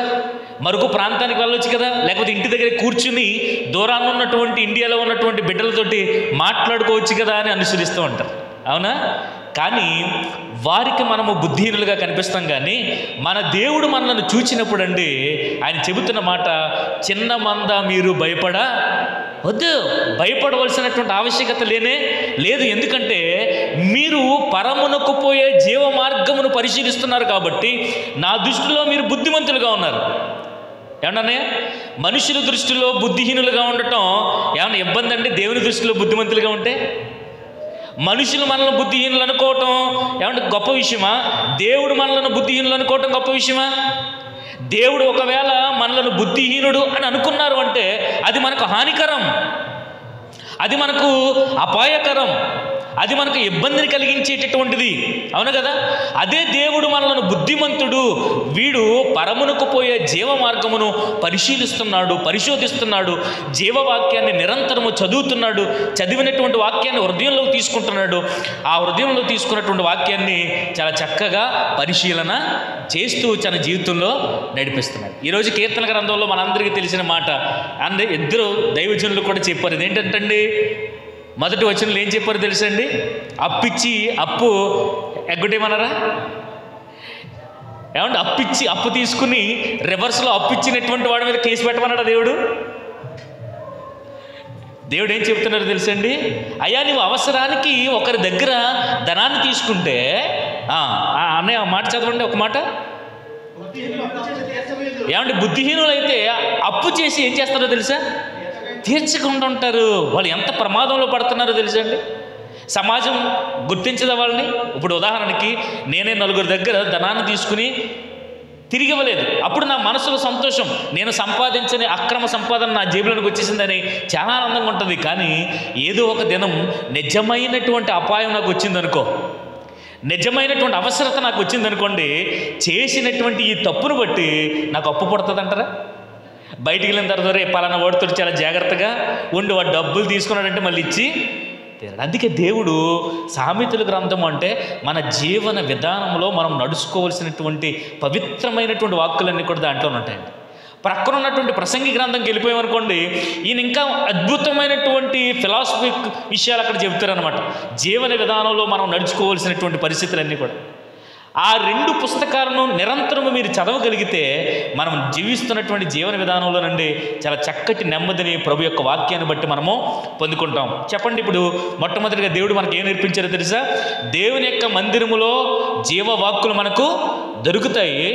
దేవుడు జీవాధిపతి అయినటువంటి వాడు, జీవము కలిగినటువంటి దేవుడు జీవవాక్కులు మనకు అనుగ్రహిస్తే ఆ జీవవాక్యము చేత పట్టబడి మనమందరము కూడా తండ్రి కుమార పరిశుద్ధాత్మ నామమున బాప్తిసం పొంది దేవుని యొక్క సన్నిధిలో క్రైస్తవులుగా మార్చబడ్డాం. ఎలా మార్చబడ్డామండి? క్రైస్తవులుగా మార్చబడ్డాం. బైబిల్ పరిభాషలో రక్షణ అనేటటువంటి ఒక ఓడలో ఇలా సంఘములో ఉండటం అంటే ఆ రక్షణ అనేటటువంటి ఓడలో ప్రయాణం మనము సాగిస్తూ ఉన్నాము. ఇప్పుడు రెండో విషయం దగ్గరికి వస్తున్నాను. ఇలా రక్షణ అనేటటువంటి ఓడలో సంఘములో మెలుగుతున్నటువంటి మనకు దేవుడు ఈ రక్షణలో మనం ఈ రక్షణను ఎలా కొనసాగించాలి అనేటటువంటి విషయాలను పరిశుద్ధ గ్రంథంలో చాలా చక్కగా రాశారు. అమ్మా చూడండి, యోహాను సువార్త దయచేసి తెరవండి. యోహాను సువార్త 3వ అధ్యాయము 17వ వచనం. యోహాను సువార్త 3వ అధ్యాయము 17వ వచనం. చూడండి, లోకము తన కుమారుని ద్వారా రక్షణ పొందుటకే గాని లోకమునకు తీర్పు తీర్చుటకు దేవుడు ఆయనను లోకములోనికి పంపలేదు. యేసుక్రీస్తు ప్రభువు వారు ఈ లోకంలోనికి వచ్చారా లేదా? వచ్చారమ్మా? బెత్లెహేములో జరిగిందా లేదా? కన్య గర్భాన యేసుక్రీస్తు ప్రభువు వారు జన్మించారా లేదా? జన్మిస్తే ఇక్కడ ఆయన రాకను గూర్చినటువంటి సందర్భాలు ఎంత చక్కగా వివరిస్తున్నాడు చూడండి. ఆయన వచ్చినటువంటి మొదటి రాకడ ఏదైతే ఉన్నదో అది మనల్ని శిక్షించటానికి కాదట, ఆయన ద్వారా మనమందరము కూడా రక్షించబడాలి. మానవులందరూ కూడా ఏం చేయబడాలి? ఎవరి ద్వారా రక్షించబడాలి? యోహాను సువార్త 4వ అధ్యాయంలో అందుకే యేసుక్రీస్తు ప్రభువు వారు చెబుతున్నటువంటి మాట ఏంటంటే, నేనే మార్గమును సత్యమును జీవమును. 14వ అధ్యాయం 6వ వచనంలో ఆ మాట మనకు కనిపిస్తూ ఉంటుంది. కాబట్టి ఇక్కడ మరొకసారి ఆ మాటను చూస్తే, లోకము తన కుమారుని ద్వారా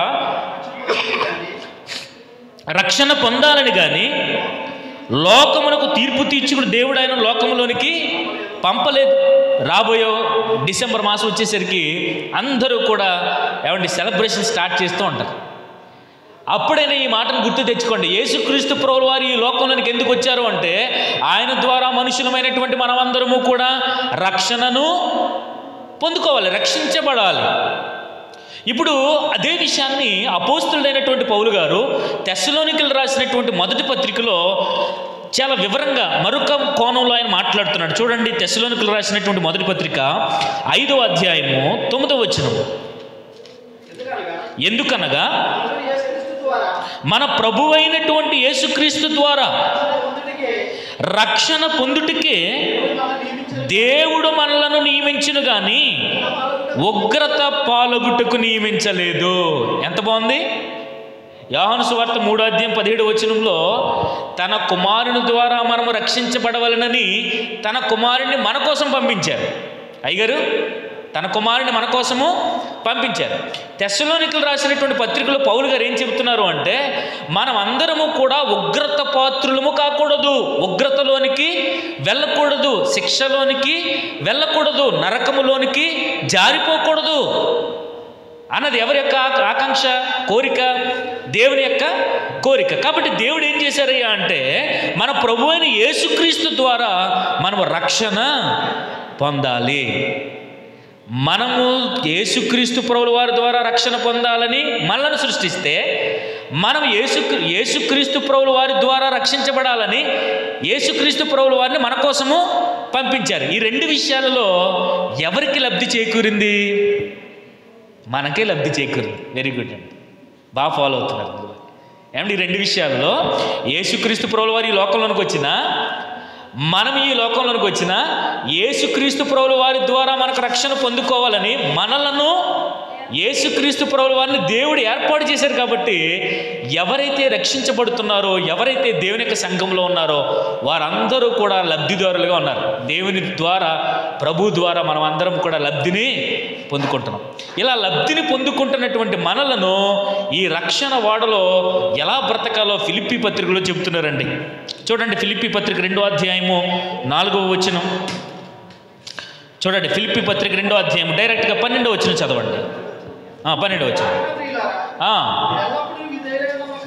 మీరెల్లప్పుడూ విధేయులైనటువంటి ప్రకారము నా ఎదుట ఉన్నప్పుడు మాత్రమే కాక మరి ఎక్కువగా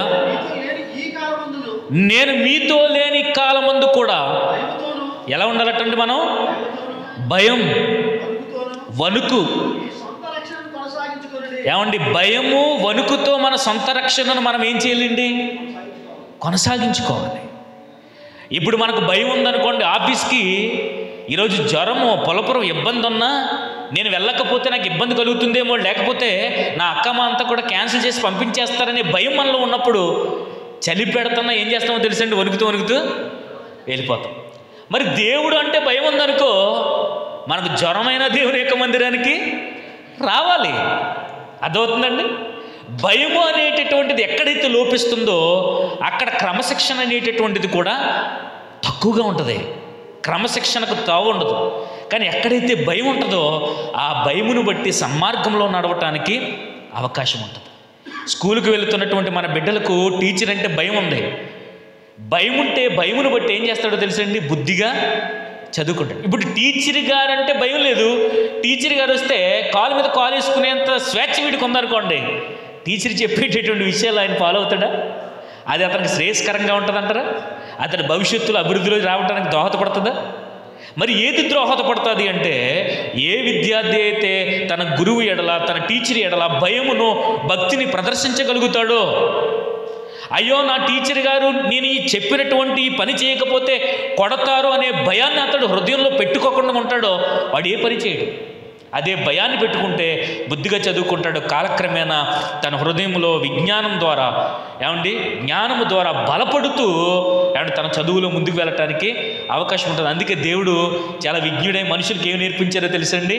ఒక తండ్రి ఉన్నాడు అంటే తన బిడ్డలను ఖచ్చితంగా బెత్తముతో శిక్షించి తీరాలి. చాలామంది చాలా పొంగిపోతూ చెబుతారండి, ఏదైనా ఒక టీచర్ తన బిడ్డలను కొడితే ఈ మధ్యన ఈ కేసులు ఎక్కువైపోతున్నాయి.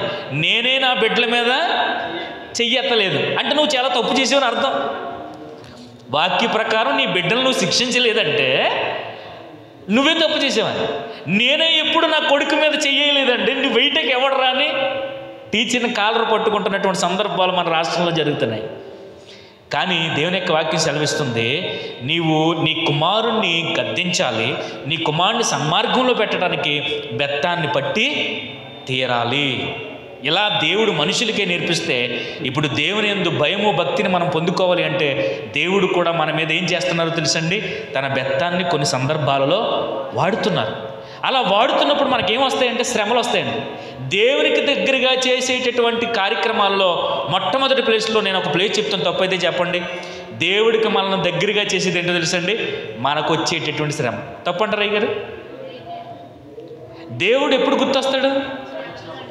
గొప్పు తగలగానే అమ్మ అని ఎలాగంటామో, శ్రమ రాగానే ఇబ్బంది రాగానే అప్పుడు దేవుడు సంతోషం వచ్చినప్పుడు.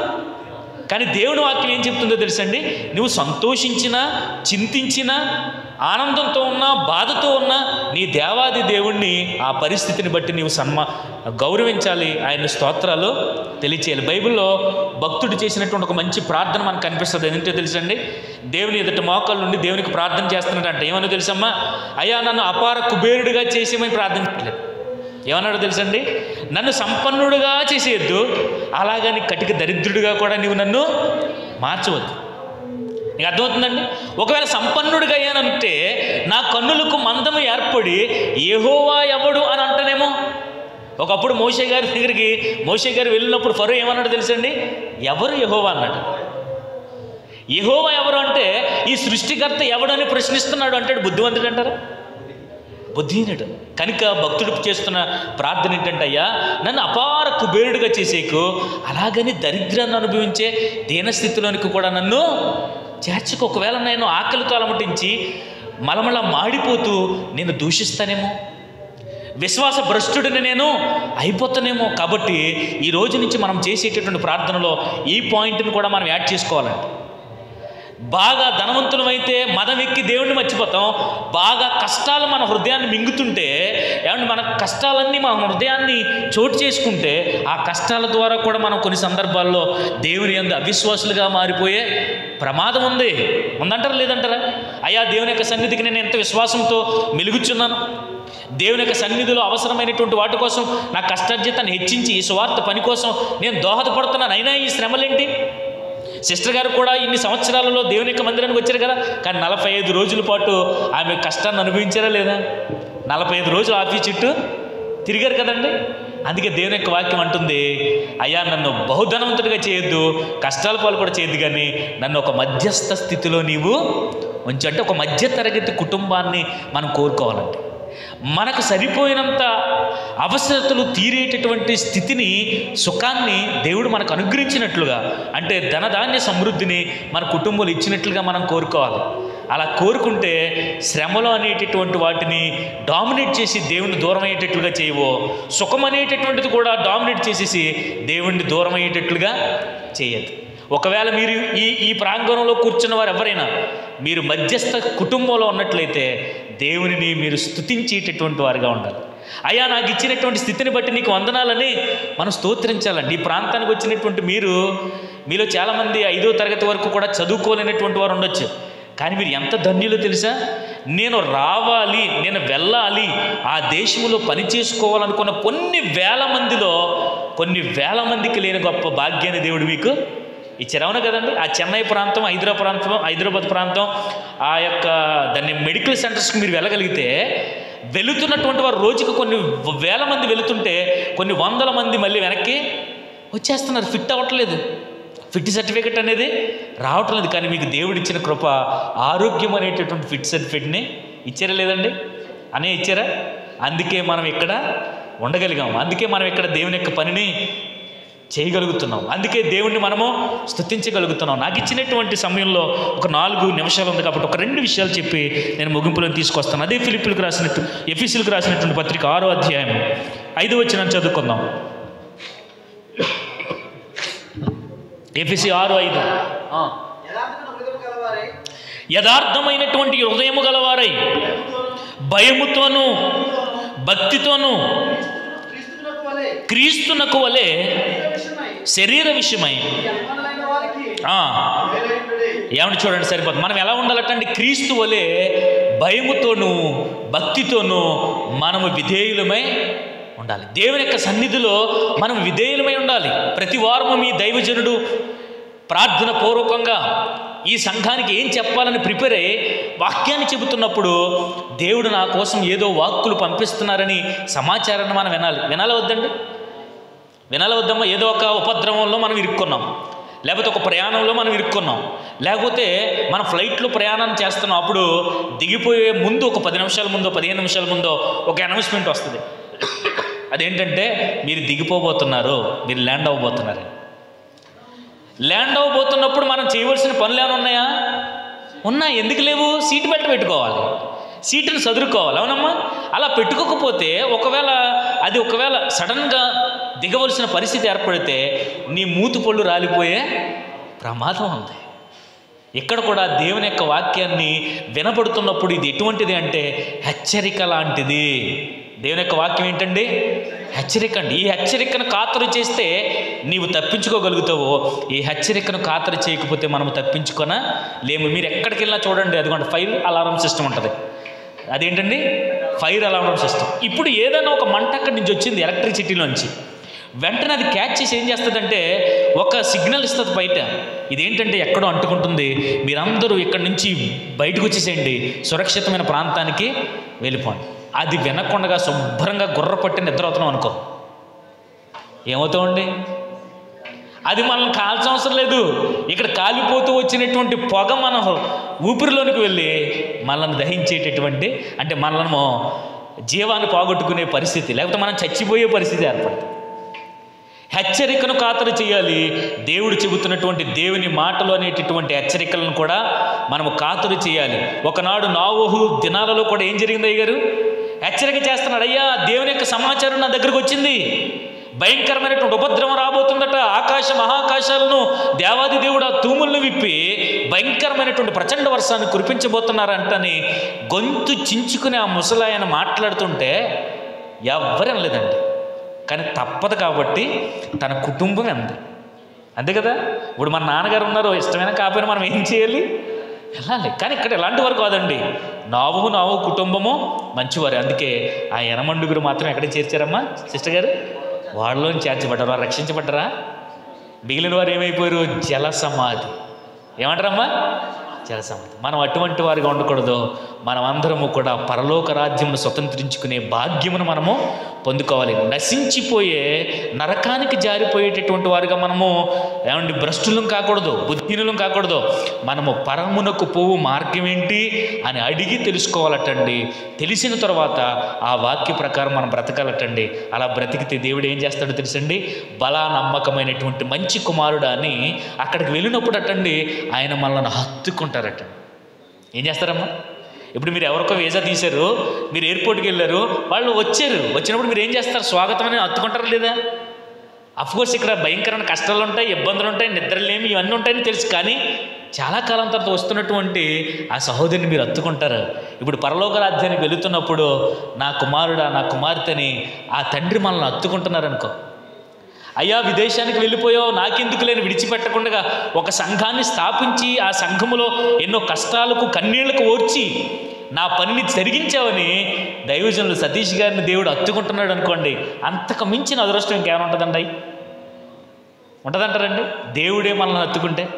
ఏమంటే ఈ దేశాన్ని పరిపాలించే రాజుగారు ఉంటారు, ఏదో ఒక సందర్భంలో ఒక ఆయన్ని పిలిచి ఆయన నాతో పాటు భోంచేయండి అన్నారంటే ఈ ఆనందం ఎలా ఉంటుంది? ఓ 10 సార్లు బ్రష్ చేస్తాం, 4 సార్లు స్నానం చేస్తాం. ఒకసారి సరిపోతాం. ఎందుకని? రాజుగారితో కూర్చుని భోంచేయాలి. కానీ దేవుడు రాజాది రాజుల కంటే గనుడైనటువంటి వాడు, మహోన్నతమైనటువంటి మహారాజు, సర్వ సృష్టికర్త అయినటువంటి దేవుడు, సకల జగత్తుకు కారణభూతుడు, ఆది సంభూతుడు, ఆకాశము నా సింహాసనమో భూమి నా పాదపీఠం అని పలికినటువంటి మాత్రమైనటువంటి శక్తి కలిగినటువంటి వాడు. ఆ దేవుణ్ణి మనము ఎల్లప్పుడూ హత్తుకునేవారిగా ఉండాలి. ఎంత ప్రేమతో, ఎంత శ్రద్ధతో దేవుని యొక్క వాక్యాన్ని విన్నందుకు మీ అందరికీ వందనాలండి. ఈ మంచి సమయాన్ని ఇచ్చినందుకు దైవజనులకు కూడా నా ప్రత్యేకమైన వందనాలు. మహిమ కలుగును గాక. హల్లెలూయా. చక్కటి వాక్యాన్ని మనకు బ్రదర్ ద్వారా దేవుడు తెలియపరిచారు. ఏమర్థమైందండి? అర్థమైందన్నట్లు హల్లెలూయా చెప్పండి. దేవుణ్ణి మహిమపరచండి. హల్లెలూయా, హల్లెలూయా. ఎలాగుండాలి మనం? ఆ 8 మందిలాగా ఉందామా? మిగతా ప్రజల్లాగా ఉందామా? దేవుని యందు భయభక్తులు కలిగి. ఇప్పుడు కూడా ఇంకా దరిద్రం అలాగే ఉందండి. ఎంత చెప్పినా ఇంట్లేరు జనాలు. కానీ దేవుడు అప్పుడు ఏం చేశాడు? నోబాబు కుటుంబం మాత్రమే వినింది. ఆ 8 మంది మాత్రమే ఓడ ఎక్కారు. వారి ద్వారానే మళ్ళీ ఇదంతా తయారైంది. కానీ అప్పుడు ఒకటి అన్నాడు దేవుడు. ఏమన్నాడు? మళ్ళీ ఇంకొకసారి నేను అలా చేయనన్నాడు. లేకపోయి ఉంటే మళ్ళీ ఎన్నిసార్లు అయి ఉండేదో. కానీ ఆయన ఒక మాట ఇచ్చాడు, ఇంకా మారతారు నా పిల్లలు, ఇంకా మారతారు, ఇంకా మారిపోతారు, మారు మనసు చెందుతారు, నా యందు వస్తారని ఎదురు చూస్తున్నాడు. కానీ ఆయన వచ్చే వరకు మనం ఇంకా మారలేదనుకో ఏమైపోతాం? దేవుడు ఏమై ఉన్నాడు, మనం ఏమై ఉన్నామో తెలుసుకోవాలండి. ఎంత మొరపెట్టినా ఇంట్లేరు ప్రజలు. దేవుని సన్నిధి అంటే షాకులు. మన పనులన్నీ చేసుకుంటాం. పొద్దున్నే నిద్ర లేవగానే మనం టైం అలారం పెట్టుకొని టైంకు 5 గంటలకు డ్యూటీకి వెళ్ళాలంటే 4 గంటలకు లేస్తాం. గంట ముందు స్నానం చేసి బట్టలు ఎండుకొని టిఫిన్ పెట్టుకొని మనకి ఏ అవసరతలునే ఎదుర్కొని వెళ్ళిపోతాం. కానీ వారం వచ్చిన వరకు దేవుని సన్నిధి అంటే షాకులు. ఏదో ఒకటి కలిగించుకుంటారు, ఏదో ఒకటి చేసుకుంటారు. అలా చేయొద్దు. అలా చేస్తే మనము పరలోక రాజ్యానికి చేరతామా? ఏ లైన్లో ఉంటాం? మేకల గుంపులో మనం ఉండకూడదు. గొర్రె గుంపులో ఉండాలంటే మనము 6 దినాలు పని చేసుకొని 7వ దినం దేవుని కొరకు ఎదురు చూడాలా, సన్నిధి కొరకు ఎదురు చూడాలా, దేవుని వాక్యాన్ని కొరకు ఎదురు చూడాలా. ఆయన వాక్యాన్ని మనము బ్రదర్ చెప్పినట్టు చక్కటి మాటలు మనము ఆ రోజు మరి పేతులు గారు బోధిస్తుండగా అపోస్తుల బోధయందు సంఘానికి ఎందుకు కూడుకోవాలి మనం ఈరోజు? ఆయన రొట్టె విరిసియందు జ్ఞాపకం చేసుకోవటానికి, అపోస్తుల బోధయందు, సావాసమందు, రొట్టె విరిచుటయందు ఎడతెగక ప్రార్థన చేయాలని మనకు అపోస్తుల కార్యం 2వ అధ్యాయం 42వ వచనంలో చదువుకుంటాం. అక్కడికి వారందరూ చేరి వచ్చి ప్రార్థిస్తూ ఉంటారు. ఈరోజు అలాగ ఉన్నారా? ఎంతమంది ఇళ్ళలో లేరు? జ్ఞాపకం దేవుణ్ణి నమ్మి బాప్తిజం తీసుకున్న వారు కూడా ఆయనని జ్ఞాపకం చేసుకోలేకపోతున్నారు. ఎంత బద్ధకం అండి! అలాగ ఉండకూడదు. ఇక్కడ మనం ఎంతమంది అయితే ఉన్నాం, 10 మందిమే ఉండొచ్చు, కానీ మనం ధన్యులం. లేనివారు బుద్ధిహీనులు అని బైబిల్ చెప్తుంది. ఏమని చెప్తుంది? బుద్ధిహీనులు, భక్తిహీనులు, ఇంకా ఎన్నన్నా అనవచ్చు. కానీ ఇక్కడ మనం ఉన్నామంటే మనకి ఇచ్చిన దేవుడు ధన్యత. మనం ఆసక్తితో ఉన్నాం కాబట్టి మనం ఎవరం? బుద్ధిమంతులం. దేవుని అందు భయభక్తులు కలిగి ఉందామని దేవునికి మహిమ కలుగును గాక. చక్కటి వాక్యాన్ని వివరించిన సతీష్ బ్రదర్కి ప్రత్యేక వందనాలు తెలియజేస్తూ మనకు బల్ల కార్యక్రమం ఉంది. ఈ సమయంలో మనం బల్ల కార్యక్రమం వాక్యం చదువుకొని ముందుకెళ్దాం. బల్ల కార్యక్రమం వాక్యం 1 కొరింథీయులు 11వ అధ్యాయం 23వ వచనం నుంచి ఆఖరి వరకు బ్రదర్ సీను వచ్చి చదువుతారు. రాసిన పత్రిక 11వ అధ్యాయము 23వ వచనం నుంచి మరి ఆఖరి వరకు చదువుకుందాం. నేను మీకు అప్పగించిన దానిని ప్రభు వలన పొందితిని. ప్రభుని యేసు తను అప్పగింపబడిన రాత్రి ఒక రొట్టెని ఎత్తుకొని కృతజ్ఞతాస్తుతులు చెల్లించి దానిని విరిచి, ఇది మీ కొరకైన నా శరీరము, నన్ను జ్ఞాపకం చేసుకున్నట్టుగా దీన్ని చేయడని చెప్పాను. ఆ ప్రకారమే భోజనమైన పెంబట ఆయన పాత్రను ఎత్తుకొని, ఈ పాత్ర నా రక్తం వలన క్రొత్త నిబంధన, మీరు దీనిలోది త్రాగినప్పుడల్లా నన్ను జ్ఞాపకం చేసుకున్నట్టుగా దీనిని చేయడని చెప్పాను.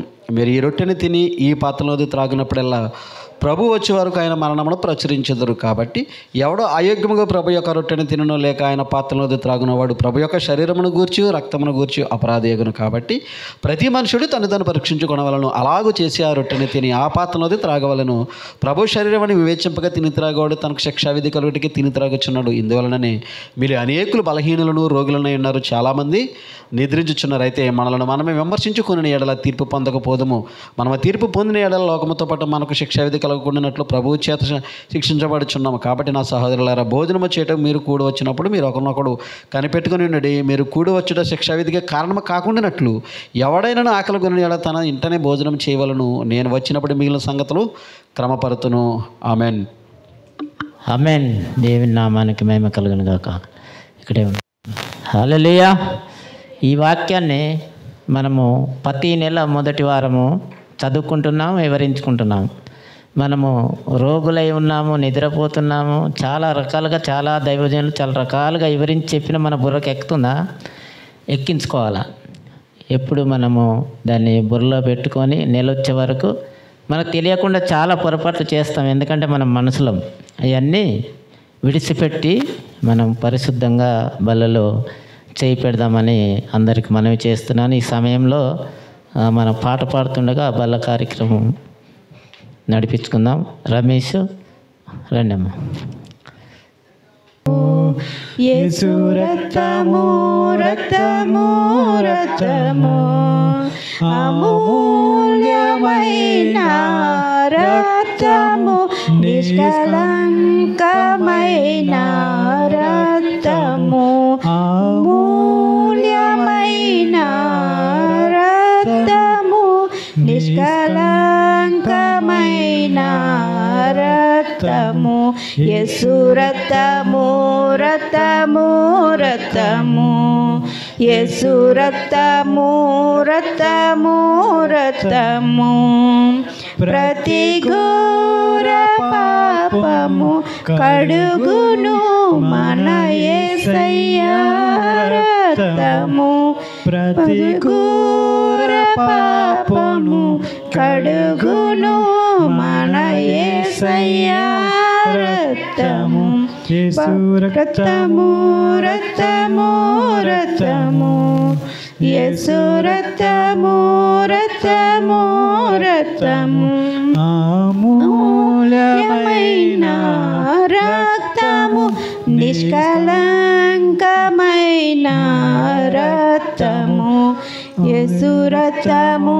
రక్తము రక్తము బహు దుఃఖములో మునిగెనే చెమట రక్తముగా మారనే బహు దుఃఖములో మునిగెనే చెమట రక్తముగా మారనే యేసు రక్తము రక్తము రక్తము యేసు రక్తము రక్తము రక్తము అమూల్యమైన రక్తము నిష్కలంకమైన రక్తము యేసు రక్తము రక్తము రక్తము యేసు రక్తము రక్తము రక్తము.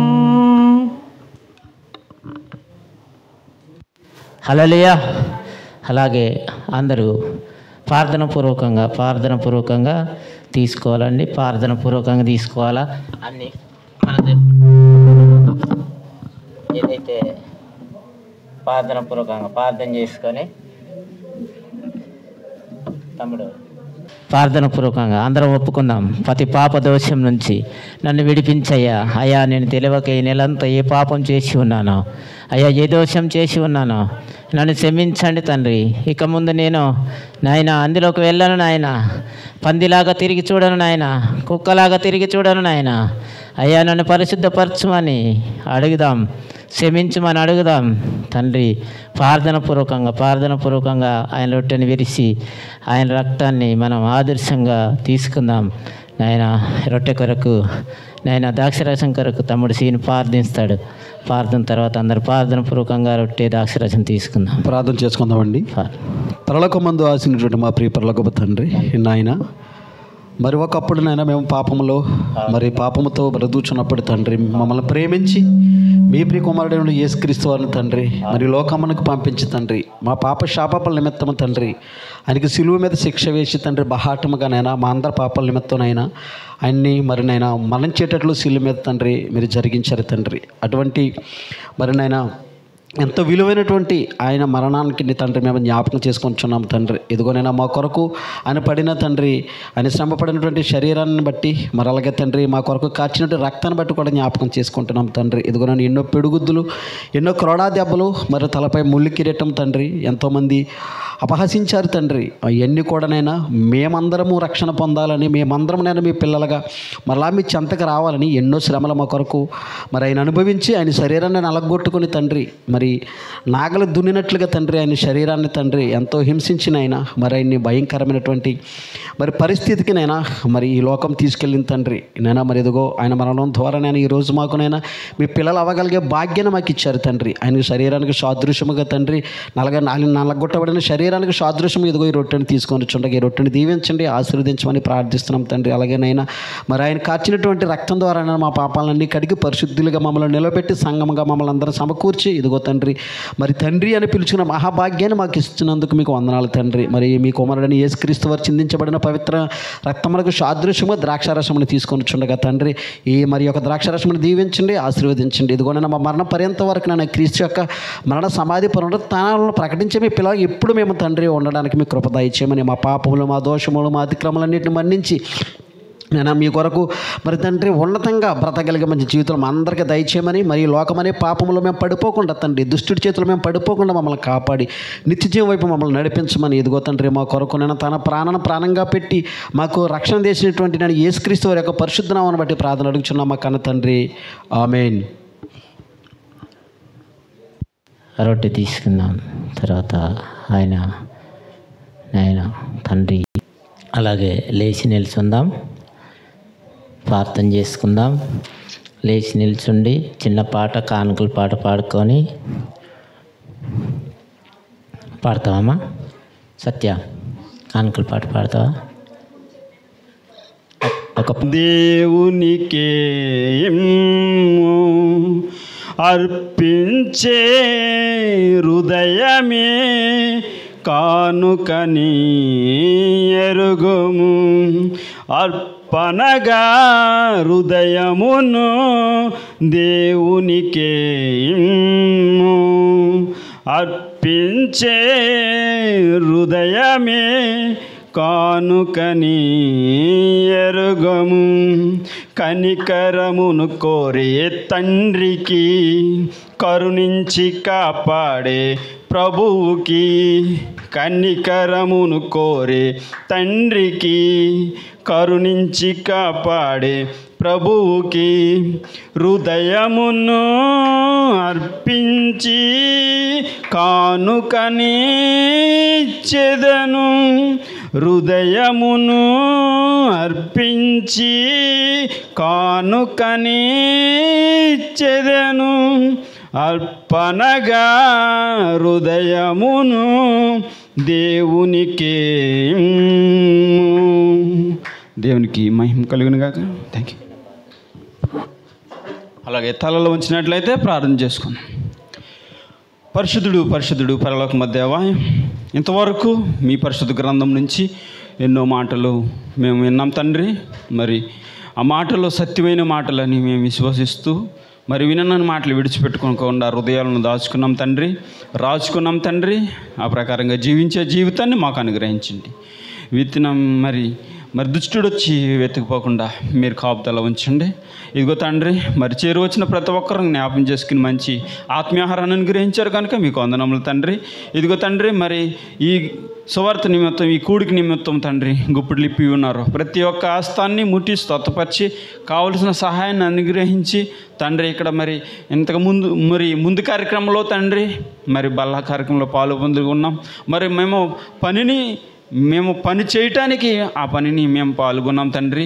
మరి ప్రతి ఒక్కరు ఒకరికి ఒకరు సహాయంగా తోడుకు రావడానికి, ఒకరినొకరు తీసుకురావడానికి ప్రయత్నం చేయడానికి, ఇదిగో బల్ల కార్యక్రమంలో పాలు పొందుకున్న ప్రతి ఒక్కొక్కరు తీసుకొచ్చే భాగ్యాన్ని, మీ ప్రేరేపణ, మీ పరిశుద్ధాత్మ సహాయాన్ని మాకు ఉంచమని అడుగుచు, నానాటికి ఇది అభివృద్ధి పొందటానికి, నానాటికి విస్తరించడానికి, మమ్మల్ని ఇక్కడ చేర్చుకుని మిమ్మల్ని మహింపరిచే భాగ్యాన్ని ప్రతి ఒక్కరికి అనుగ్రహిస్తారని అడుగుచు ఈ చిన్న ప్రార్థన ఈ పాత్రను చేర్చుకుంటారని యేసుక్రీస్తు నామములో అడుగుచున్నాం తండ్రి.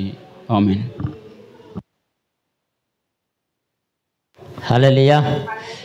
చక్కగా పాట పాడి కానుకల నిమిత్తం ప్రార్థించిన రమేష్ బ్రదర్కి ప్రత్యేక వందనం తెలియజేస్తూ, అలాగే అందరూ లేచి నిల్చున్నట్టయితే ముగింపు ప్రార్థన చేసుకుందాం. బ్రదరు సతీష్ గారు ముందుకు వస్తే ప్రార్థన చేస్తాం. ప్రార్థించుకుందామండి. మరొకసారి చేరువచ్చిన మీ అందరికీ వందనాలు. దేవుని యొక్క వాక్యాన్ని పంచుకునే అవకాశం ఇచ్చినటువంటి దైవజనులకు వందనాలు. మరి మాకన్నపాలెం అనే ప్రాంతంలో దేవుని యొక్క సువార్త చేయటానికి దేవుడు కృప చూపిస్తూ ఉన్నారు. మా పరిచర్య కోసము, మరి నేను తలపెడుతున్నటువంటి కొన్ని పనుల కోసము మీరు ప్రార్థించాలని మీకు ప్రేమతో మనవి చేస్తున్నాను. ఈ సమయంలో నా ప్రియ మిత్రుడు మరి శరణ్ దాస్ అనేటటువంటి కుమారుడు ఈ ఉదయకాల సమయంలో నేను చర్చికి వస్తున్నానని తెలిసి వారి కోసం ప్రార్థించమని 3 సార్లు అడిగారు. మరి వారి కోసం మీరు అందరూ కలిసి ప్రార్థించాలని మనవి చేస్తున్నాను. సర్వ సృష్టికి సకల జగత్తుకు కారణభూతుడైన తండ్రి, పరిశుద్ధుడైన దేవ, మీ పవిత్రమైనటువంటి కృపగలిగినటువంటి నామమునకు ఈ మధ్యాహ్న కాల సమయంలో వందనాలు, స్తుతులు, స్తోత్రములు తెలియజేస్తూ ఉన్నాం. నాయన, ఎందరో ఆశపడినప్పటికీ కొందరికి అవకాశం కలిగి ప్రభా ఈ దేశమందు ప్రవేశించడానికి మాకు ఇచ్చిన కృపను బట్టి వందనాలు. ఈ దేశంలో బ్రతుకుతున్నటువంటి మేము ప్రభా ఒక చిన్న మందగా చేరి మిమ్మల్ని పాటలతో ఘనపరిచి నాయన వాక్యాన్ని ప్రభా 2 దైవజనుల ద్వారా మేము నేర్చుకుని ప్రభా మీ దైవజనుడు నడిపిస్తూ ఉండగా ఈ కార్యక్రమాన్ని ఇంతవరకు తీసుకొచ్చాం. నాయన ప్రభురాత్రి భోజనంలో కూడా మీరు మాకు తోడుగా ఉన్నందుకు వందనాలు.